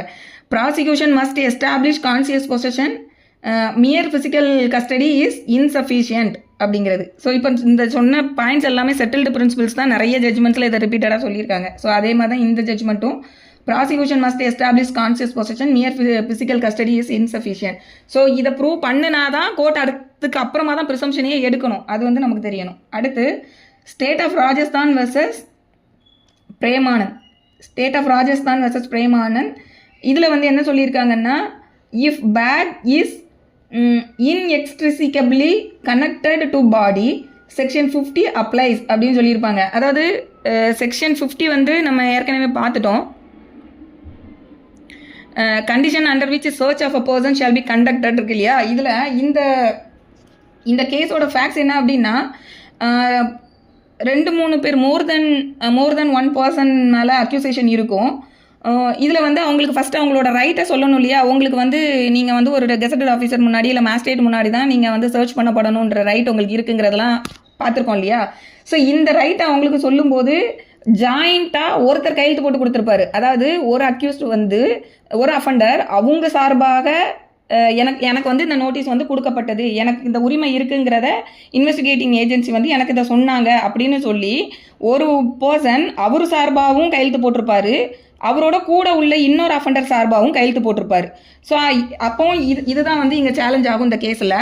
இந்த கூட ஒருத்தங்களுக்காக அவர் கையெழுத்து போட்டிருக்காரு இல்லையா, அந்த கூட வந்த நபரோட பேக்கில் இருந்து தான் இந்த கான்ட்ராபேண்ட் வந்து எடுத்திருப்பாங்க, ரெக்கவர் பண்ணியிருப்பாங்க, சீஸ் பண்ணியிருப்பாங்க. ஸோ அப்போ அவர் வந்து இதை வந்து சேலஞ்ச் பண்ணுவார். இந்த மாதிரி எனக்கு தனிப்பட்ட முறையில் வந்து சர்வ் பண்ணவே கிடையாது, என்கிட்ட இருந்து இண்டிவிஜுவலாக வந்து அவங்கக்கிட்ட இந்த என்னோட ரைட்டை சொல்லி என்கிட்ட கையெழுத்து வாங்கலை அப்படிங்கிறத வந்து சொல்லியிருப்பாங்க. ஸோ அப்போ என்ன சொல்லியிருப்பாங்க அப்படின்னா, ஒரு பர்டிகுலர் பர்சன் அவர் கேரி பண்ணியிருக்க அவர்கிட்ட இருக்கக்கூடிய பேக்லேருந்து தான் நீங்கள் சர்ச் பண்ணுறீங்கும்போது அந்த இடத்துல நீங்கள் செக்ஷன் 50 வந்து கண்டிப்பாக கம்ப்ளை பண்ணியிருக்கணும். ஸோ அது பண்ணாததுனால இது வந்து விஷியேட் தி ப்ராசிக்யூஷன் கேஸ் அப்படிங்கிறது இந்த ஜட்ஜ்மெண்ட்டில் சொல்லியிருப்பாங்க. ஸோ செக்ஷன் 50 பொறுத்த வரைக்கும் ரிப்பீட்டடாக நிறைய இருக்குது. It is a mandatory provision. இங்கே எங்கேயாவது லேக்கிங் இருந்ததுன்னா ஆட்டோமேட்டிக்காக அது வந்து என்டையர் ப்ரொசீடிங்கே வந்து விஷியேட் பண்ணும். ஸோ இந்த ஜட்ஜ்மெண்ட் வந்து state of Rajasthan versus Ramanand 2014 5 SCC 345. Then Union of India versus Balmukund. Union of India versus Balmukund 2009 12 SCC 161. இதில் என்னென்னா improper sampling or improper sampling or sealing vitiate conviction அப்படிங்கிறது இதை சொல்கிறாங்க. இது நம்ம ஏற்கனவே இன்னொரு ஜட்ஜ்மெண்ட் பார்த்துருக்கோம். சாம்பிளிங் அண்ட் சீலிங் வந்து ப்ராப்பராக வந்து பண்ணியிருக்கணும், அதில் இம்ப்ராப்பராக பண்ணியிருந்தாங்கன்னா கன்விக்ஷனை வந்து விஷியேட் பண்ணும். அதாவது ப்ராப்பர் சாம்பிளிங்னா அதான் செயின் ஆஃப் கஸ்டடி வந்து கரெக்டாக இருக்கணும், கரெக்டாக சீல் பண்ணியிருக்கணும், கரெக்டாக அதை அவங்க மார்க் பண்ணியிருக்கணும், எல்லாமே ப்ராப்பராக இருக்கணும், அதில் வந்து மிஸ் ஆகக்கூடாது. அதை தான் இதில் திருப்பியும் சொல்கிறாங்க, chain of custody must be intact அப்படிங்கிறது. யூசுஃப் வெர்சஸ் ஸ்டேட் இது வந்து செக்ஷன் 52 கேபிட்டல் ஏக்கு உள்ள ஜட்ஜ்மெண்ட்டு.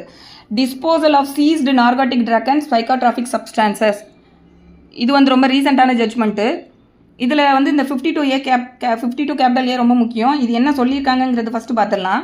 கிளாஸ் 1ல் the central government may having record to the hazardous nature, vulnerability to theft, substitution, constraint of proper storage space or any other relevant consideration in respect of any narcotic drugs, psychotropic substances, controlled substances or conveyances by notification in the official gazette specify such narcotic drugs, psychotropic substances, controlled substances or conveyance or class of narcotic drugs, psychotropic substance or controlled substance or conveyance which shall as soon as may be after their seizure be disposed of by such officer and in such manner as the government may from time to time determine after following the procedure hereinafter specified.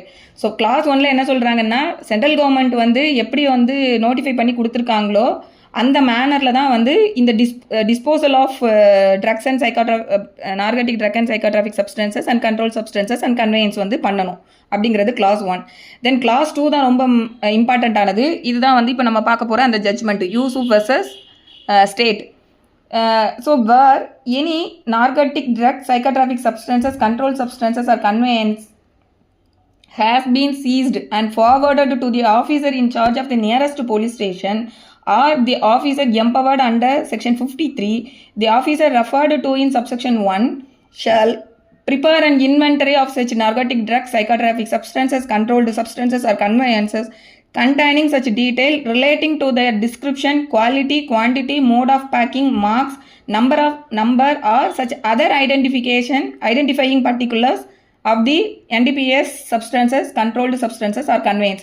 இப்போ இந்த ப்ரொவிஷனில் வருது இல்லையா, அதாவது shall prepare an inventory of such NDPS substances, controlled substances and conveyance சொல்கிறாங்களே, இதுதான் வந்து இந்த chain of கஸ்டடியில் வருது. ஸோ ஃபஸ்ட்டு வந்து இவங்க சீஸ் பண்ணுறாங்க அப்படிங்கும்போது சீஸ் பண்ணின உடனே கரெக்டாக அவங்க ஃபஸ்ட்டு யார் கஸ்டடி எடுக்காங்களோ அவங்க வந்து சேஃப் கஸ்டடியில் மெயின்டைன் பண்ணணும். அதுக்கப்புறமா வந்து அதுக்கான இன்வென்ட்ரி வந்து அவங்க ப்ரிப்பேர் பண்ணணும். அந்த இன்வென்ட்ரியில் வந்து என்னெல்லாம் பார்த்தீங்கன்னா relating to the description, quality, quantity, mode of packing, marks, number or such other identifying particulars அப்படிங்கிறது சொல்கிறாங்க.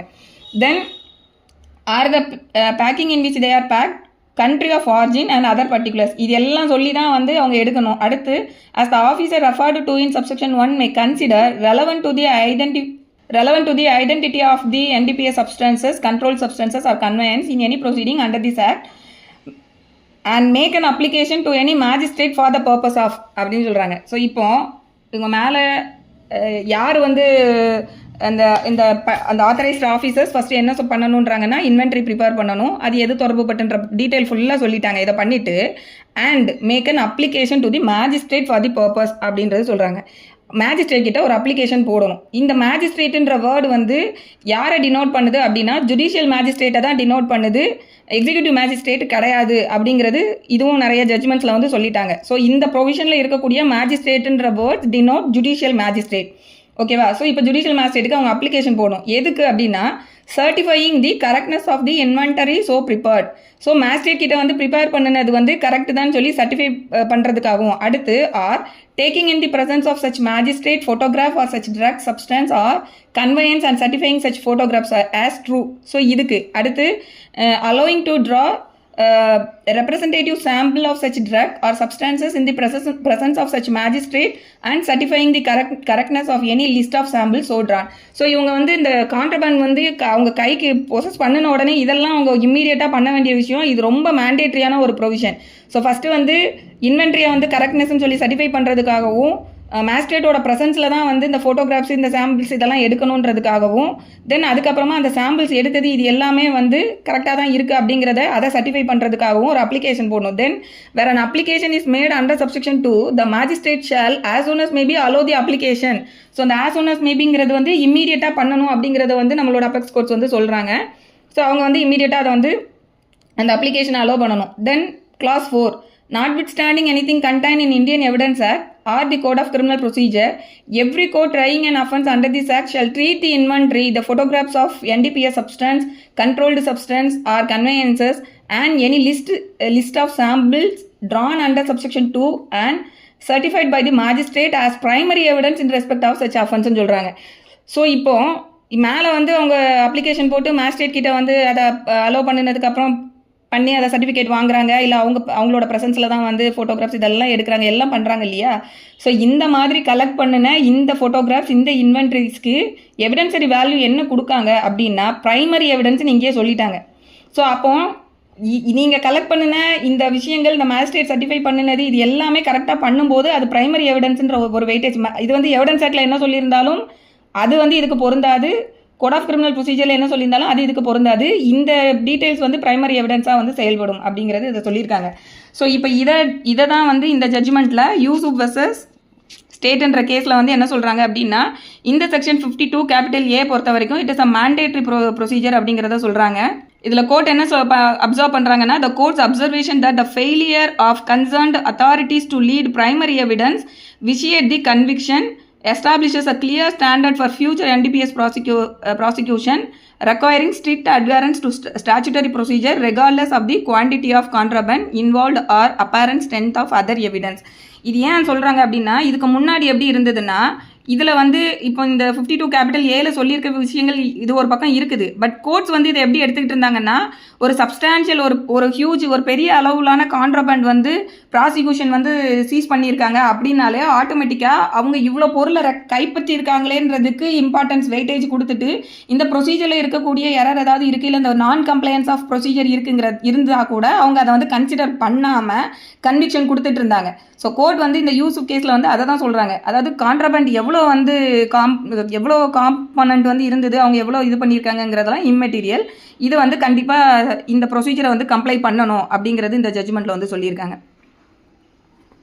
தென் ஃபர்தராக இதில் என்ன சொல்லியிருப்பாங்க அப்படின்னா, கோர்ட்டால் வந்து ஏன்னா இது வந்து ஜுடிஷியரிக்கு வந்து அடிஷ்னல் பேர்டன் இந்த 52A. ஏன்னா ஜுடிஷியல் மேஜிஸ்ட்ரேட்டுக்கு முன்னாடி தான் இதை பண்ணணும் அப்படிங்கிறது சொல்கிறாங்க இல்லையா. அப்போ ஜுடிஷியல் மேஜிஸ்ட்ரேட் ஏற்கனவே அவங்க ஒர்க் பேர்டனாக இருக்காங்க. அவங்க அடிஷ்னலாக இந்த ஒர்க்கையும் பண்ண முடியுமா அப்படிங்கிறதெல்லாம் அந்த கேஸில் டிஸ்கஸ் பண்ணும்போது கோர்ட்டுக்கு வந்து பேர்டன் இருக்குது அப்படிங்கிறது it's not a good reason அப்படிங்கிறதையும் இதில் வந்து அவங்க சொல்கிறாங்க. ஸோ அவங்களால செய்ய முடியல, அவங்களுக்கு வர முடியலங்கிறதெல்லாம் அந்த கிரவுண்டெல்லாம் சொல்லி இந்த ப்ரொவிஷனை வந்து நான் கம்ப்ளைன்ஸில் வந்து விடக்கூடாது அப்படிங்கிறதெல்லாம் இந்த ஜட்ஜ்மெண்ட்டில் சொல்லியிருப்பாங்க. அதுக்கப்புறம் வந்து இன்வெஸ்டிகேட்டிங் ஆஃபீஸர்ஸ் வந்து கேஸ் வந்து ட்ரையல் வரும்போது ப்ராப்பராக இந்த கெசட்டட் ஆஃபீஸர் முன்னாடி இதை பண்ணினாங்க. மேலே வந்து ஒரு சிலதெல்லாம் கெசட்டட் ஆஃபீஸர் சொல்கிறாங்க இல்லையா. ஸோ அது இந்த ப்ரொவிஷனை பொறுத்த வரைக்கும் மேஜிஸ்ட்ரேட். ஸோ இவங்களை வந்து இவங்களோட ப்ரெசன்ஸை வந்து கோர்ட்டில் ரெக்வயர் பண்ணுறதுக்கான எல்லா விஷயங்களையும் வந்து அவங்க என்ஷூர் பண்ணிக்கிடணும் அப்படிங்கிறதையும் இந்த ஜட்ஜ்மெண்ட்டில் வந்து சொல்லியிருப்பாங்க. அடுத்து Tofan Singh versus state of Tamil Nadu. இது வந்து 2020 வந்து judgment, supreme court judgment. Tofan Singh versus state of Tamil Nadu நிறைய பேர் தெரிஞ்சிருப்பீங்க. இதில் என்ன சொல்கிறாங்க அப்படின்னா, செக்ஷன் 25 ஆஃப் எவிடன்ஸ் ஆக்ட் இப்போ 23 நினைக்கிறேன் பிஎஸ்ஐயில். ஸோ செக்ஷன் 25 எவிடன்ஸ் ஆக்டை பார்க்குறாங்க. அதுக்கப்புறம் ஆர்டிகிள் 21, ஆர்டிகிள் 20 சப்கிளாஸ் 3, ஆர்டிகிள் 14, அப்புறம் எவிடன்ஸ் ஆக்ட் செக்ஷன் 25, அதுக்கப்புறம் ஜஸ்டிஸ் கேஎஸ் புட்டுசாமி கேஸு. இது எல்லாத்தையுமே வந்து இந்த கேஸில் வந்து ஓவரால் அவங்க டீல் பண்ணியிருக்காங்க. இதில் என்ன சொல்கிறாங்க அப்படின்னா, இந்த சட்டத்துக்கு கீழே ஒரு கெசட்டட் ஆஃபீஸர் நம்ம பார்க்குறோம் இல்லையா. அதாவது இங்கே என்ன சொல்லியிருப்பாங்க அப்படின்னா, ஒரு ப்ரொவிஷனில் இந்த ப்ரொவிஷனுக்கு கீழே இருக்கக்கூடியதை வந்து இன்வெஸ்டிகேட் பண்ணுறதுக்கு யாருக்கெல்லாம் காம்பிடன்சி இருக்குது அப்படின்னு சொல்லும்போது சென்ட்ரல் கவர்மெண்ட் வந்து யாரெல்லாம் வந்து இதை இன்வெஸ்டிகேட் பண்ணலான்னு சொல்லி அவங்க ஆத்தரைஸ் பண்ணுறாங்களோ அவங்களுக்கு அந்த பவர் இருக்குது அப்படிங்கிறத சொல்லியிருப்பாங்க. ஸோ அந்த மாதிரி பார்க்கும்போது இப்போ ஒரு இந்த ஆத்தரைஸ்டு ஆஃபீஸர்ஸ் இருக்காங்க இல்லையா, இந்த ஆத்தரைஸ்டு ஆஃபீஸர்ஸ் கிட்ட கொடுக்கக்கூடிய ஸ்டேட்மெண்ட் வந்து கன்ஃபஷன் ஸ்டேட்மெண்ட்டுன்றதுக்கு கீழே அட்ராக்ட் ஆகுமா, எவிடன்ஸ் ஆக்டில் செக்ஷன் 25 அட்ராக்ட் ஆகுமான்றது தான் இதில் பார்க்குறாங்க. ஸோ கோர்ட் இதில் என்ன சொல்கிறாங்க அப்படின்னா, ஆர்டிகிள் 21 சப்கிளாஸ் 3 வந்து செல்ஃப் இன்கிரிமினேஷனை வந்து ப்ராகிபிட் பண்ணுது. ஸோ செக்ஷன் 25 எவிடன்ஸ் ஆக்ட்டுக்கும் ஆர்டிகிள் 21 சப்கிளாஸ் 3க்கும் என்ன டிஃப்ரென்ஸ் அப்படின்னு பார்த்தோம்னா, செக்ஷன் 25 என்ன சொல்லியிருப்பாங்கன்னா, அது எக்ஸ்க்ளூசிவாக வந்து கன்ஃபஷன் ஸ்டேட்மெண்ட் மேடு பிஃபோர் போலீஸ் ஆஃபீஸர் பற்றி சொல்லியிருக்கோம். 21 சப்கிளாஸ் 3 ஆர்டிகிள் வந்து போலீஸ் ஆஃபீஸர் கிட்ட கொடுக்கக்கூடிய கன்ஃபஷன்ற மாதிரி இருக்காது. அது ஜென்ரலாக இருக்கும், யார்கிட்ட வேணும்னாலும் கொடுத்த ஒரு ஸ்டேட்மெண்ட்டாக இருக்கலாம். ஆனால் அது கம்பல்ஷனில் கம்பல் பண்ணி ஸ்டேட்மெண்ட் வாங்கியிருக்காங்க அப்படின்னா ஆட்டோமேட்டிக்காக 21 சப்கிளாஸ் 3 ஆர்டிகிள் வந்து வயலேட் ஆகும். அதே போல் செக்ஷன் 24 இந்தியன் எவிடன்ஸ் ஆக்டை எடுத்துட்டோம்னா அங்கேயும் வந்து ஸ்டேட்மெண்ட் அப்டைன்டு பை கம்பல்ஷன் வந்து நாட் ரெலவெண்ட் அப்படிங்கிறத பார்த்துருப்போம். ஸோ இந்த மூணையும் வந்து ஓவரால் அவங்க எல்லாத்தையும் டிஸ்கஸ் பண்ணிவிட்டு என்ன சொல்கிறாங்க அப்படின்னா, இந்த NDPS ஆக்டுக்கு கீழே போலீஸ் அஃபீஷியலை தாண்டி மற்றவங்க பண்ணக்கூடிய வேலையுமே எப்படி இருக்குன்னா ஒரு போலீஸ் ஆஃபீஸர் செய்யக்கூடிய வேலை மாதிரி தான் இருக்குது. ஸோ அதனால் அவங்களும் வந்து போலீஸ் ஆஃபீஸர்ன்ற கேப்ஷனுக்கு கீழே தான் வருவாங்க. ஸோ போலீஸ் ஆஃபீஸர் கிட்ட கொடுக்கக்கூடிய ஸ்டேட்மெண்ட் வந்து கன்ஃபஷன் ஸ்டேட்மெண்ட் வந்து it cannot be admitted as evidence section 25க்கு கீழே. ஸோ அதனால் அவங்கக்கிட்ட கொடுத்த ஸ்டேட்மெண்ட்டை பேஸ் பண்ணி கன்விக்ஷன் கொடுக்கக்கூடாது அப்படிங்கிறது இந்த டோஃபான் சிங் கேஸில் வந்து சொல்லியிருப்பாங்க. ஸோ இதில் ஃபர்தராக என்ன சொல்லியிருப்பாங்க அப்படின்னா, எங்கேயாவது ஏதாவது ஒரு சட்டத்தில் எக்ஸ்பிளிசிட்டாக வந்து சொல்லலை. அதாவது இந்த ஆஃபீஸர்ஸ் கிட்ட கொடுக்கக்கூடிய ஸ்டேட்மெண்ட்டு போலீஸ் கிட்ட கொடுக்குற ஸ்டேட்மெண்ட்டுக்குள்ள வேலிடிட்டி இருக்கும். அதனால் இது இந்த போலீஸ் ஆஃபீஸர்ஸ் கிட்ட கொடுக்கக்கூடிய ஸ்டேட்மெண்ட் வந்து கன்ஃபெஷனாக அட்ராக்ட் ஆகும், அதனால் அது செல்லாது அப்படின்னு ஒரு சட்டம் வந்து வெளிப்படையாக சொல்லவே இல்லை. அப்படிங்கும்போது அதை கோர்ட் எப்படி இன்டர்பிரேட் பண்ணணும் அப்படின்னா, பெனிஃபிட் வந்து அக்யூஸ்டுக்கு ஃபேவராக தான் நம்ம அதை இன்டர்பிரேட் பண்ணணும் அப்படிங்கிறத இங்கே சொல்கிறாங்க. ஏன்னா NDPS ஆக்டில் வந்து எங்கேயுமே வந்து இந்த ஆத்தரைஸ்ட் ஆஃபீஸர்ஸ் கிட்ட கொடுக்கக்கூடிய ஸ்டேட்மெண்ட்டை பொறுத்த வரைக்கும் அது வந்து கன்ஃபெஷனா இல்லையா அப்படின்னு அவங்க வெளிப்படையாக எங்கேயுமே பதில் சொல்லலை. ஸோ இந்த மாதிரி ஒரு ஸ்டாச்சு வந்து வேகாக இருக்குது அப்படிங்கும்போது அதை நம்ம எப்படி இன்டர்பிரேட் பண்ணணும்னா பெனிஃபிட் வந்து அக்யூஸ்டுக்கு கொடுக்குற மாதிரி இன்டர்பிரேட் பண்ணணும் வேகாக இருக்கும்போது. சப்போஸ் அதே வந்து வேகாக இல்லை, பட் அந்த ஆக்டை படித்து பார்க்கும்போது 2 இன்டர்பிரிட்டேஷன் கொடுக்கறதுக்கான பாசிபிலிட்டி இருக்குது. ஒன்று வந்து அக்யூஸ்டுக்கு ஃபேவராகவும் கொடுக்கலாம், இல்லை அக்யூஸ்டுக்கு அகைன்ஸ்டாகவும் நம்ம இன்டர்பிரிட்டேஷன் கொடுக்கலாம். அந்த மாதிரி நேச்சரில் ஒரு ஆக்ட் இருக்குது அப்படிங்கும்போது அப்பவும் வந்து அக்யூஸ்டுக்கு ஃபேவராக கொடுக்கக்கூடிய இன்டர்பிரிட்டேஷனை தான் எடுக்கணும் அப்படிங்கிறது இந்த ஜட்ஜ்மெண்ட். ஸோ இது எல்லாமே இதில் சொல்லியிருக்காங்க. அடுத்து இதில் ஃபர்தர் என்ன சொல்கிறாங்க அப்படின்னா, providing such exception to certain officers directly infringe the right to equality, privacy and the right against self-incrimination under Article 14, 21 and 20 subclass 3 of the Constitution. அதாவது போலீஸ் ஆஃபீஸருக்கு அவங்க ஆக்சுவலி போலீஸ் ஆஃபீஸர்னா யார் அப்படின்னா, நம்ம செக்ஷன் 173 கிரிமினல் ப்ரொசீஜருக்கு கோடுக்கு கீழே யாரெல்லாம் ஃபைனல் ரிப்போர்ட் தாக்கல் பண்ணுறதுக்கு உரிமை இருக்கோ அவங்க தான் போலீஸ் ஆஃபீஸர். அவங்கக்கிட்ட கொடுக்கக்கூடிய ஸ்டேட்மெண்ட் வந்து செல்லாது. இதுதான் நமக்கு எவிடன்ஸ் ஆக்ட். இந்த ஆக்டுக்கு கீழே இருக்கக்கூடிய அப்பாயிண்டட் ஆஃபீஸர்ஸ் போலீஸ் ஆஃபீஸர்ஸ் கிடையாது, அதர் ஆத்தரைஸ்ட் ஆஃபீஸர்ஸ் வராங்க இல்லையா, அவங்களும் தான் இந்த ஆக்டுக்கு கீழே எல்லா விதமான இன்வெஸ்டிகேஷன் பண்ணுறது எல்லாத்துலேயும் வராங்க. ஸோ இந்த அதர் ஆத்தரைஸ்ட் ஆஃபீஸர்ஸை பொறுத்த வரைக்கும் இவங்க வந்து 173க்கு கீழே வந்து சார்ஜ் ஷீட் ஃபைல் பண்ணுறதுக்கான காம்பிடன்சி இவங்களுக்கு இருக்கானா கிடையாது. அதையும் நம்ம புரிஞ்சுக்கணும். ஏன்னா இன்னும் யாரெல்லாம் வந்து இன்வெஸ்டிகேட் பண்ணலான்றதுக்கு சென்ட்ரல் கவர்மெண்ட் யாரை ஆத்தரைஸ் பண்ணியிருக்காங்களோ அவங்க பண்ணலான்னு ஒரு ஸ்பெசிஃபிக் ப்ரொவிஷன் இருக்குது.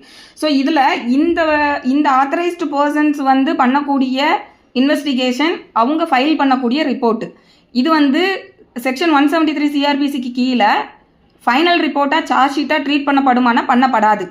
ஸோ அப்போ அது வந்து ஃபைனல் ரிப்போர்ட்டாக வராதுங்கும் போது அவங்க வந்து போலீஸ் ஆஃபீஸர்ன்றதுக்கு கீழே வர மாட்டாங்க அப்படிங்கிறது தான் ப்ராசிக்யூஷனோட வாதம்.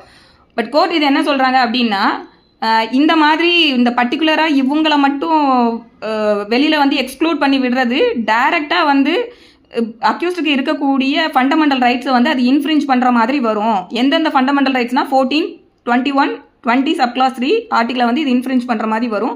ஸோ இதை வந்து அலோவ் பண்ணக்கூடாதுன்னு சொல்லியிருப்பாங்க. தென் இப்போ இந்த ஆஃபீஸர்ஸ் பண்ணக்கூடியது வந்து 173க்கு கீழே வந்து ஃபைனல் ரிப்போர்ட்டாக வராதுன்னு நம்ம சொல்கிறோம் இல்லையா, அப்போ அது என்னவா வருது அப்படின்னா இந்த சட்டத்துக்கு கீழே அது கம்ப்ளைண்ட்டாக கன்சிடர் பண்ணப்படுது. ஸோ இதை நம்ம புரிஞ்சுக்கணும். ஸோ இந்த ஆஃபீஸர்ஸ் வந்து இன்வெஸ்டிகேட் பண்ணி கோர்ட்டில் கொண்டு தாக்கல் பண்ணக்கூடிய அந்த விஷயம் என்னன்னு பார்த்தீங்கன்னா கம்ப்ளைண்ட்டு. ஸோ இந்த ஆக்டுக்கு கீழே காக்னிசன்ஸ் வந்து கோர்ட் எப்படி எடுக்கலாம் அப்படின்னு சொல்லி நீங்கள் ப்ரொவிஷன்ஸை படித்து பார்த்தீங்கன்னா கம்ப்ளைண்ட்டை பேஸ் பண்ணி காக்னிசன்ஸ் எடுக்கலாம் ஆன் போலீஸ் கம்ப்ளைண்ட்னு சொல்லியிருப்பாங்க, போலீஸ் இது ரிப்போர்ட். ஸோ இந்த மாதிரி இதில் வந்து இந்த கம்ப்ளைண்ட்ன்ற கேப்ஷனுக்கு கீழே தான் இவங்க இந்த அதர் ஆத்தரைஸ்ட் ஆஃபீஸர்ஸ் பண்ணக்கூடியது எல்லாமே வருது. ஸோ அது கம்ப்ளைண்ட். ஈவன் அது கம்ப்ளைண்ட்டாக இருந்தாலும் ஃபைனல் ரிப்போர்ட்டாக இல்லை அப்படின்னா கூட they are treated as police officers under the NDPS act. அவங்கக்கிட்ட கொடுக்கக்கூடிய கன்ஃபெஷன் ஸ்டேட்மெண்ட் வந்து கன்ஃபெஷன் கிவன் டு போலீஸ் ஆஃபீஸர்ன்றதுக்கு கீழே அட்ராக்ட் ஆகும். ஸோ செக்ஷன் 25 அதனால் எவிடன்ஸ் ஆக்ட் அட்ராக்ட் ஆகுது. ஸோ அதனால் it is not treated as evidence அப்படிங்கிறது இதில் சொல்லியிருக்காங்க.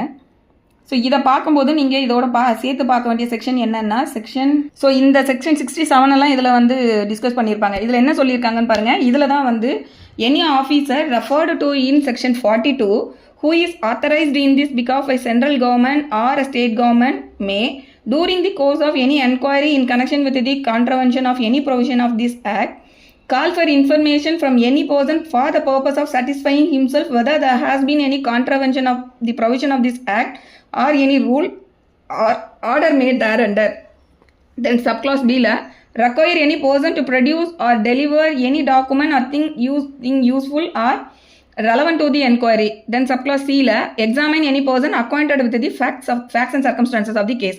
இவ்வளவு சொல்லியிருக்காங்க. அப்போது இதில் ஆத்தரைஸ் பண்ணப்பட்ட அந்த பர்சன்ஸ்க்கு வந்து என்னெல்லாம் ரைட்ஸ் இருக்குன்னா அவங்க எந்த நபரை வேணும்னாலும் they can call for for the purpose of recording evidence. So யாரை வேணுனாலும் இன்ஃபர்மேஷனை கலெக்ட் பண்ணுறதுக்கு யாரை வேணுனாலும் அவங்க கூப்பிடலாம். அதுக்கப்புறம் எந்த பர்சனை வேணாலும் கூப்பிட்டு அவங்க கிட்ட இருந்து டாக்குமெண்ட்டை ப்ரொடியூஸ் பண்ணுங்கன்னு சொல்லி கேட்கலாம். தென் யாருக்கெல்லாம் இந்த கேஸை பற்றின ஃபேக்ட்ஸ் அண்ட் சர்க்கம்ஸ்டன்சஸ் யாருக்கெல்லாம் தெரியும்னு அவங்க நினைக்கிறாங்களோ அவங்க எல்லாரையுமே கூப்பிடலாம் அப்படின்றது சொல்லியிருக்காங்க. ஸோ இந்த மாதிரி இந்த பர்சன்ஸ் கூப்பிட்டு அவங்கள விசாரிக்கக்கூடிய இந்த ஸ்டேட்மெண்ட் வந்து 25க்கு கீழே அட்ராக்ட் ஆகுது அப்படின்றது டோஃபான் சிங் கேஸில் சொல்லியிருக்காங்க. Pankaj Bansal versus union of India, இது வந்து 2025 அந்த case. Pankaj Bansal versus union of India. இதில் என்ன சொல்கிறாங்க அப்படின்னா, ஓகே, இதில் வந்து இந்த செக்ஷன் 37, இந்த Pankaj Bansal versus union of இந்தியாவில் section 37 offence to be cognisable and non பெயிலபிள்னு சொல்லியிருக்காங்க இல்லையா. ஸோ இதில் கிளாஸ் 1ல் notwithstanding anything contained in the code of criminal procedure every offence punishable under this act shall be cognizable. No person accused of an offence punishable for offence under section 19 or section 24 or 27 capital A and also for offences involving commercial quantity shall be released on bail on or on his own bond unless. So இது வந்து ரொம்ப முக்கியமான ஒரு provision. இதில் தான் வந்து twin டெஸ்ட்னு சொல்லக்கூடிய பெயிலில் விடுறதுக்கான twin டெஸ்ட்னு சொல்லக்கூடிய கண்டிஷன் இதில் தான் சொல்லியிருக்காங்க. ஸோ சப்கிளாஸ் பியில் வந்து என்ன சொல்கிறாங்க, no person accused of an offence punishable for offence under section 19, 24, 27 capital A. 19 என்னன்னா எம்பசல்மெண்ட், அந்த 3 செக்ஷனையுமே வந்து காமிச்சிடுறேன். 19 என்னன்னு பார்த்தீங்கன்னா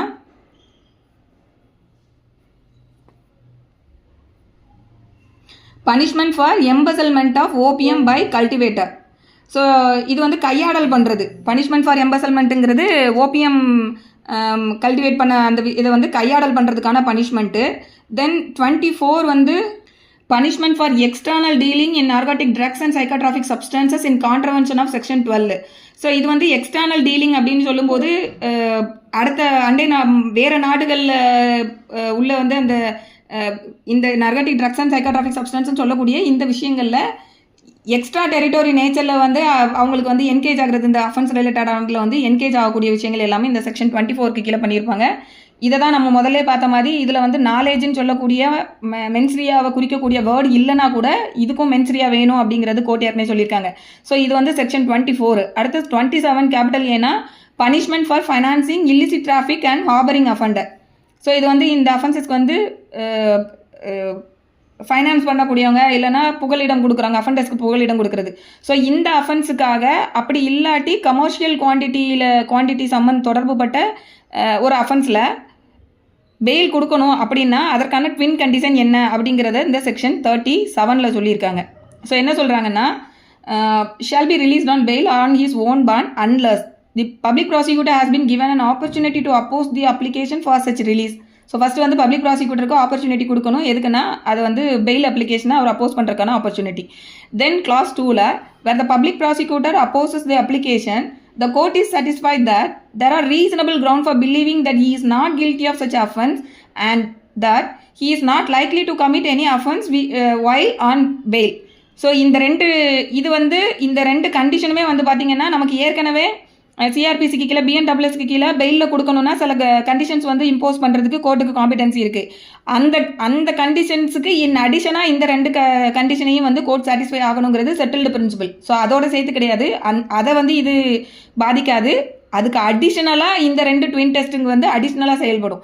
ஸோ ஒன்று என்னென்னா reasonable ground for believing that he is not guilty of such offence. அவர் வந்து இதில் அஃபென்ஸ் கமிட் பண்ணலைன்றதுக்கான ரீசனபிள் கிரவுண்ட் ஃபார் பிலீவிங் இருக்கணும். அப்படி இன்னொன்று என்னென்னா he is not likely to commit any offence while on bail. So இந்த ரெண்டு ட்வின் டெஸ்ட்டு. ஸோ இதை வந்து இந்த பங்கஜ் பன்சால் கேஸில் வந்து பார்க்குறாங்க. இதில் பார்த்துட்டு இதில் என்ன சொல்கிறாங்க, yes sir, Union of India. அந்த இன் அடிஷன்றது கீழே கிளாஸ் 2லேயே சொல்லியிருக்காங்க பாருங்கள். The limitations on granting of bail specified in clause B of subsection 1 are in addition to the limitations under the code of criminal procedure or any other law for the time being in force on granting of bail. So இப்போ இந்த Pankaj Bansal versus union of India கேஸில் வந்து என்ன சொல்கிறாங்க அப்படின்னா, balance section 37 strictness with legal fairness suggesting the condition might not fully apply if those no clear link between the accused and the seized commercial material. So seize பண்ணப்பட்ட அந்த கான்ட்ராபாண்டுக்கும் இந்த அக்யூஸ்டுக்கும் வந்து link டைரெக்டாக இல்லை அப்படிங்கும்போது பெயில் வந்து கிராண்ட் பண்ணலாம் அப்படிங்கிறது இதில் சொல்லியிருப்பாங்க. ஸோ இந்த டைரக்ட் லிங்கை ப்ரூவ் பண்ணுறதுக்கு தான் நம்ம இது வரைக்கும் பார்த்த ப்ரொசீஜரல் எல்லாமே பார்க்குறோம். ப்ரொசீஜரில் என்ன பார்த்தோம், எந்த அவரை வந்து சர்ச் பண்ணணும்னா அந்த ஆத்தரைஸ்டு பர்சன்ஸ் முன்னாடி கூட்டிகிட்டு போயிட்டு தான் சர்ச் பண்ணணும். அதுக்கப்புறம் மேஜிஸ்ட்ரேட் முன்னாடி தான் வந்து அந்த கரெக்ட் சர்டிஃபிகேட் வந்து கரெக்ட்னஸ்ன்னு சொல்லி சர்டிஃபிகேட் வாங்கணும். அவர் முன்னாடி தான் ஃபோட்டோகிராஃப்ஸ் எடுக்கணும். அவர் முன்னாடி தான் எல்லா ப்ரொசீஜரும் பண்ணணும். அதுக்கப்புறமா வந்து பொசஷன் வந்து கான்சியஸ் பொசஷனாக இருக்கணும். ஸோ இது எல்லாமே தான் வந்து பார்த்தீங்கன்னா இதில் என்ன சொல்கிறாங்க அப்படின்னா, ஸோ இதெல்லாம் ப்ரூவ் பண்ணினாங்கன்னா தான் டைரக்ட் லிங்க் வந்து இந்த அக்யூஸ்டுக்கும் இதுக்கும் டைரக்ட் லிங்க்குங்கிறத ப்ரூவ் ஆகுது. ஸோ இதெல்லாம் ப்ரூவ் ஆகக்கூடியதுக்கு தான் ஃபவுண்டேஷனல் ஃபேக்ட் அப்படிங்கிறத நம்ம ஒரு ஜட்ஜ்மெண்ட் முன்னாடி பார்த்தோம் பாருங்க, அந்த ஃபவுண்டேஷனல் ஃபேக்ட். அந்த ஃபவுண்டேஷனல் ஃபேக்ட் வரும்போது தான் கோர்ட் வந்து 35 and 54க்கு கீழே ப்ரிசம்ஷன் அதுக்கப்புறம் தான் அவங்க எடுக்க முடியும். ஸோ அந்த பங்கஜ் கேஸில் வந்து இதை சொல்கிறாங்க. இந்த கேஸில் இன்னொரு முக்கியமான பாயிண்ட் வந்து செட்டில் பண்ணியிருக்காங்க. என்னென்னா, அக்யூஸ்டுக்கு வந்து என்ன எதுக்காக அவங்கள வந்து அரெஸ்ட் பண்ணுறாங்கங்கிற ரீசன் வந்து சொல்லணும் அப்படின்னு சொல்லி நமக்கு ஆர்டிகிள் 22 சொல்லியிருப்பாங்க இல்லையா. கைது செய்யும் போது அந்த அக்யூஸ்டுக்கு இருக்கக்கூடிய உரிமைகள், கிரவுண்ட்ஸ் ஆஃப் அரெஸ்ட் இதெல்லாம் சொல்லணும் அப்படிங்கிறது ஈவன் நம்ம BNWSலையும் இருக்கும், அங்கேயும் ஆர்டிகிள் 22லையும் அது வரும். ஸோ இப்போ இதை வந்து இதில் செட்டில் பண்ணியிருக்காங்க இந்த ஜட்ஜ்மெண்ட்டில். என்னென்னா, ஒரு கான்ட்ரவர்சி இருந்துக்கிட்டே இருந்தது. ஓரலாக இந்த இன்ஃபர்மேஷன் கொடுத்தா போதுமா இல்லை ரைட்டிங்கில் தான் கொடுக்கணுமா அப்படிங்கிறது நிறைய கோர்ட்ஸ் வந்து டிஃப்ரென்ஸ் ஆஃப் ஒப்பீனியன் இருந்தது. இப்போ இதில் ஃபைனலாக என்ன சொல்லிட்டாங்க அப்படின்னா, கண்டிப்பாக மேண்டேட்டாக ரைட்டிங்கில் தான் வந்து கிரவுண்ட்ஸ் ஆஃப் அரெஸ்ட் வந்து ரைட்டிங்கில் கொடுக்கணும் அப்படிங்கிறத இதில் செட்டில் பண்ணியிருக்காங்க. ஏன் அப்படின்னா, நீங்கள் ஓரலாக சொன்ன விஷயத்தெல்லாம் வந்து அஃபண்டர் வந்து அவங்க மைண்டில் வச்சுருந்து எல்லா நேரங்கள்லையும் அவங்க அதை கரெக்டாக இதுக்கு தான் நம்ம பண்ணினாங்கிறதெல்லாம் அவங்க எப்போவுமே அதை ஞாபகம் வச்சுருந்துலாம் அவங்களால எதுவும் பண்ண முடியாது. ஸோ இது வந்து நீங்கள் கண்டிப்பாக மேண்டேட்டாக வந்து ரைட்டிங்கில் கொடுக்கணுன்றது இதில் இப்போ செட்டில் பண்ணியிருக்காங்க. தென் இதோட அப்ளிகபிலிட்டி என்ன சொல்லியிருக்காங்கன்னா, இது ப்ராஸ்பெக்டிவாக தான் அப்ளை ஆகும், ரெட்ராஸ்பெக்டிவ் அப்ளிகேஷன் இந்த ஜட்ஜ்மெண்ட்க்கு இல்லைங்கிறதையும் இதில் சொல்லியிருக்காங்க. ஸோ இந்த ஜட்ஜ்மெண்ட் வந்து நோட் பண்ணிக்கோங்க, மேபி எக்ஸாமில் கேட்டாங்கன்னா இதெல்லாம் ஞாபகம் வச்சுக்கோங்க. அடுத்து பெயில் சம்மந்தமாக ஒரு சில ஜட்ஜ்மெண்ட்ஸ் சொல்கிறேன். Sarija Banu versus state Sarija Banu versus state. இதில் வந்து என்ன சொல்கிறாங்க அப்படின்னா, complaints with section 42 of the NDPS act can be considered even at the bail stage. 42 நம்ம ஏற்கனவே பார்த்துட்டோம் அது என்ன அப்படிங்கிறது. ஸோ அதில் வந்து இந்த 42க்கு கீழே இருக்கக்கூடிய இந்த ப்ரொவிஷன்ஸ் வந்து கம்ப்ளைண்ட்ஸ் இல்லை அப்படிங்கும்போது அது ஈவன் அட் த பெயில் ஸ்டேஜில் கூட it can be taken into consideration இதில் சொல்கிறாங்க. Sarija Banu versus state. The complaints with section 42 of the NDPS Act can be considered even at the bail stage. Raju, RAJU, BHAVLAL. Raj Baulal, Panwar, Pawar, PAWAR versus State of Maharashtra. இதில் என்ன சொல்கிறாங்க அப்படின்னா, simply forwarding a vague letter to a superior officer does not amount to complaints of section 42. section 42ல வந்துட்டு இந்த லாஸ்ட்டில் சொல்லியிருக்காங்க இல்லையா, when an officer takes down any information in writing under subclause 1 or record grounds for his belief under provision thereto, he shall within 72 hours send a copy thereto-ன்னு சொல்லி சொல்கிறாங்க இல்லையா. So இந்த மாதிரி அவங்க இந்த அனுப்பக்கூடிய இந்த ரிப்போர்ட்டை பொறுத்த வரைக்கும் வேக் லெட்டராக இருக்கக்கூடாது அப்படிங்கிறது இதில் சொல்கிறாங்க. held simply forwarding a vague letter to a superior officer does not amount to complaints of section 42 of NDPS Act அப்படிங்கிறத சொல்கிறாங்க. ஸோ இந்த இதெல்லாம் இருந்ததுன்னா பெயிலுக்கு வந்து நம்ம இதெல்லாம் கேட்கலாம், இந்த கிரவுண்ட்ஸ் எல்லாம். தென் அடுத்து state of Pankaj versus state of Punjab. அது நான் வந்து சொல்லிட்டேன் இப்போ உங்களுக்கு.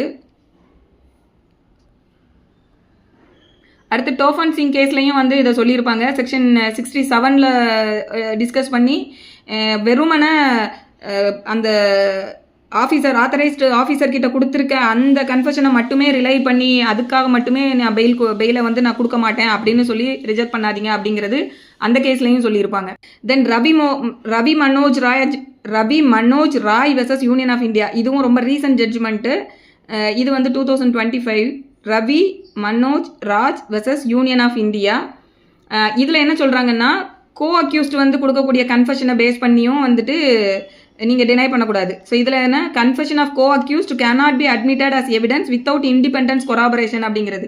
ஸோ இந்த பாயிண்ட்லையும் நிறைய ஜட்ஜ்மெண்ட்ஸ் வந்திருக்கு. கோ அக்யூஸ்ட் கொடுக்கக்கூடிய கன்ஃபெஷனை மட்டுமே பேஸ் பண்ணி நீங்கள் அதை மட்டுமே இண்டிபெண்டன்ஸ் எவிடன்ஸாக எடுக்கக்கூடாது. அதர் கொராபரேட்டிவ் எவிடன்ஸ் வந்து சப்போர்ட் எவிடன்ஸ் வேணுங்கிறது அந்த பாயிண்ட்டில் நிறைய ஜட்ஜ்மெண்ட்ஸ் வந்திருக்கு. ஸோ இதுலேயும் அதான் சொல்கிறாங்க, co accused confession of co accused cannot be admitted as evidence without independence corroboration. Mohammed Irshad IRSHAD versus state of NCT of Delhi. இதில் வந்து இது வந்து டெல்லி ஹைகோர்ட் ஜட்ஜ்மெண்ட்டு. இதில் வந்து பெயில் கிராண்ட் பண்ணுறாங்க. பெயில் கிராண்ட் பண்ணும்போது என்ன சொல்கிறாங்கன்னா, no independence evidence supported the confessional statement of the co அக்யூஸ்டோட கன்ஃபெஷன் ஸ்டேட்மெண்ட்டை சப்போர்ட் பண்ணுறதுக்கு வேறு எந்த விதமான எவிடன்ஸும் இல்லை. ஸோ அதனால் வந்து பெயில் வந்து நாங்கள் இவருக்கு கிராண்ட் பண்ணுறோம் அப்படின்னு சொல்லி இந்த கேஸில் பெயில் கொடுக்குறாங்க. இப்போ வந்து நமக்கு பிஎன்டபிள்எஸ் வந்ததுக்கு பிஎன்டபிள்எஸ் ஆக்ட் வந்தாச்சு. ஸோ இதுக்கப்புறம் வந்து சில விஷயங்களை மேண்டேட் பண்ணியிருக்காங்க. இப்போ இது வந்து Pandu versus state of NCT of Delhi. Pandu versus state of NCT of Delhi. இதில் என்ன சொல்கிறாங்க அப்படின்னா, பிஎன்டபிள்எஸ் வந்ததுக்கு அப்புறமா வந்து எல்லாமே ஆடியோ வீடியோகிராஃப் பண்ணணும் அப்படிங்கிறதெல்லாம் மேண்டேட் பண்ணியிருக்காங்க இல்லையா. சர்ச்சுக்கு எல்லாத்துக்குமே சர்ச்சு சீசர் எல்லாமே வந்து ஆடியோ வீடியோகிராஃப் பண்ணணும் அப்படிங்கிறது மேண்டேட்ரி பண்ணியிருக்காங்க. ஸோ அதில் வந்து அந்த ப்ரொசீஜரை வந்து கரெக்டாக அவங்க பண்ணலை அப்படிங்கும்போது அதுவுமே வந்து ப்ரொசீடிங்ஸை வந்து விஷியேட் பண்ணும் அப்படிங்கிறது இதில் சொல்கிறாங்க. அடுத்து Chandrabhan Janardan Yadav versus state of Maharashtra. Chandrabhan Janardan Yadav versus state of Maharashtra. இதுவும் ரீசன்ட் ஜட்ஜ்மெண்ட்டு. இதுலேயும் வந்து நமக்கு இந்த பிஎன்டபிள்எஸ்ல வந்த விஷயங்களை தான் இதுலேயும் சொல்கிறாங்க. ஸோ இதில் எல்லாமே என்னென்னா, வீடியோகிராஃப் கண்டிப்பாக பண்ணணும். இதில் நான் கம்ப்ளைண்ட்ஸ் இருந்தது அப்படின்னா அந்த நான் கம்ப்ளைண்ட்ஸை கமிட் பண்ணக்கூடிய அந்த பர்டிகுலர் அஃபிஷியல் மேலே டிபார்ட்மெண்டல் ஆக்ஷன் எடுக்கணும் அப்படிங்கிறதையும் இதில் சொல்கிறாங்க. ஸோ இது வந்து சப்சிக்வெண்ட்டாக இன்னொரு ஜட்ஜ்மெண்ட்டில் சொல்கிறாங்க. காலு எஸ்கே வெர்சஸ் ஸ்டேட். இதில் வந்து இந்த நான் கம்ப்ளைண்ட்ஸ் இருந்ததுன்னா அந்த நான் கம்ப்ளைண்ட்ஸ் பண்ணக்கூடிய அஃபிஷியல் மேலே டிபார்ட்மெண்டல் ஆக்ஷன் எடுக்கணும் அப்படிங்கிறதையும் இந்த ஜட்ஜ்மெண்ட்டில் வந்து சொல்லியிருக்காங்க. அடுத்து லேபுக்கு வந்து ஃபாரன்சிக் ரிப்போர்ட்டுக்கு லேபுக்கு அனுப்பணுன்றதெல்லாம் சொல்லியிருக்காங்க இல்லையா. ஸோ இந்த மாதிரி லேபுக்கு அனுப்பிட்டு ரிப்போர்ட் வரலை அப்படின்ற கிரவுண்ட்லேயே வந்து பெயிலை டினை பண்ணிக்கிட்டே இருக்கலாமான்னா பண்ணக்கூடாது அப்படிங்கிறதுக்கும் நிறைய ஜட்ஜ்மெண்ட்ஸ் சொல்லியிருக்காங்க. ஸோ ஆக்சுவலி லேபுக்கு வந்து என்ன அப்படின்னா ரூல்ஸில் சொல்லியிருக்காங்க. ஃபாரன்சிக் லேபை பொறுத்த வரைக்கும் நமக்கு இந்த ஆக்டுக்கு கீழே என்டிபிஎஸ் ரூல்ஸ் இருக்குது 2022. இதில் தான் வந்து அந்த சாம்பிளிங்கு, டிஸ்போசல், ஸ்டோரேஜ் இது சம்மந்தப்பட்ட ரூல்ஸ் வந்து அதில் இருக்குது. ஸோ அதில் வந்து கெமிக்கல் லெபார்ட்டரிஸ்க்கு வந்து 15 டேஸில் அவங்க சென்ட் பண்ணி 15 டேஸ்க்குள்ளே வந்து அவங்க ரிப்போர்ட் வரணும். சப்போஸ் அப்படி வரலன்னா அனதர் 15 இயர்ஸ் வந்து எக்ஸ்டெண்ட் ஆகலாம் அப்படிங்கிறது அந்த ரூல்ஸில் இருக்குது. ஸோ இந்த காலகட்டத்துக்குள்ளே ரிப்போர்ட்ஸ் வந்து வரலை அப்படிங்கும்போது அதுக்காக மட்டுமே அந்த ஒரு கிரவுண்டில் மட்டுமே நம்ம அக்யூஸ்டை வந்து பெயிலில் விட மாட்டேன்னு சொல்லி டினை பண்ணக்கூடாது அப்படிங்கிறதையும் நிறைய ஜட்ஜ்மெண்ட்ஸ் வந்திருக்கு. So Sagar Parashuram Joshi versus state of Maharashtra. Sagar Parashuram Joshi versus state of Maharashtra. So இதுவும் வந்து அந்த லெபார்ட்டரிக்கு அனுப்புகிற அது சம்மந்தப்பட்டது. இதில் என்ன பண்ணியிருப்பாங்கன்னா, ட்ரக் டிடக்ஷன் கிட்டுன்னு சொல்லி முதல்ல வந்து இன்வெஸ்டிகேட் பண்ணக்கூடியவங்க முதல்ல எடுத்த உடனே அந்த ட்ரக் டிடக்ஷன் கிட்டில் வச்சு டெஸ்ட் பண்ணிவிட்டு அதில் இண்டிகேட் பண்ணின உடனே ஓகே இது வந்து கான்ட்ராபேண்ட் தான்றதை இது பண்ணிடுறாங்க. அதுக்கப்புறம் சாம்பிள் அனுப்பி ரிப்போர்ட் வரணும் இல்லையா. ஸோ இப்போ இந்த ட்ரக் டிடக்ஷன் கிட்டில் வந்து இது வந்து மியர்லி ப்ரிலிமினரி நேச்சர் தான். கன்ஃபர்மேஷன் லெபார்ட்டரியிலேருந்து வர்றது வரைக்கும் இந்த ப்ரிலிமினரி நேச்சரில் இருக்கக்கூடியதை மட்டுமே வச்சுக்கிட்டு பெயில் கொடுக்க மாட்டேன்னு டினை பண்ணக்கூடாதுன்றது இதில் சொல்கிறாங்க. ஏன் அப்படின்னா சம்டைம்ஸ் வந்து இவங்க இந்த ட்ரக் டிடெக்டிவ் கிட்டில் எடுத்தக்கூடிய அது வந்து ஒரு இண்டிகேட் பண்ணி ஒரு விஷயத்த சொல்லியிருக்கோம். பட் லெபார்ட்டரிக்கு போயிட்டு வரும்போது அவங்களோட ரிப்போர்ட் வந்து இதில் அந்த மாதிரி கான்ட்ராபேண்ட் எதுவும் இல்லை, வேறு ஏதாவது சப்ஸ்டன்ஸ் தான் இருக்குது அப்படின்னு வரும்போது அவ்வளோ நாள் அவங்க வந்து கஸ்டடியில் இருந்தது, ஜெயிலில் இருந்ததுனால அவங்களோட ரைட் டு லைஃப், லிபர்ட்டி எல்லாமே வந்து அதில் அஃபெக்ட் ஆகுது அப்படிங்கிற அந்த கிரவுண்டுக்கு பின்னாடி இது எல்லாமே சொல்கிறாங்க. ஸோ ரீசெண்டாக நம்மளுக்கு வந்து J Mani versus state of Tamil Nadu, இந்த கேஸ்லேயும் வந்து இதே தான். நம்ம மெட்ராஸ் ஹைகோர்ட்டு இது J Mani versus state of Tamil Nadu. இது வந்து இது வந்து 2024 உள்ள கேஸு. இதில் வந்து இன்ட்ரீம் பெயில் கொடுக்கும்போது இது சொல்கிறாங்க, ரொம்ப நாளைக்கு வந்து ரிப்போர்ட் அவங்கக்கிட்ட இருந்து வரலை, டெஸ்டிங்க்கு போன ரிப்போர்ட் வரல அப்படின்றதுக்காக மட்டும் அவங்கள திருப்பியும் பெயில் கொடுக்க மாட்டேன்னு சொல்லி வச்சிருக்கிறது clear violation of rule 14 of NDPS rules அப்படிங்கிறது இதில் சொல்லியிருக்காங்க. ஸோ இந்த ஆக்டில் வேறு ஏதாவது உங்களுக்கு டவுட்ஸ் இருந்ததுன்னா கேளுங்க.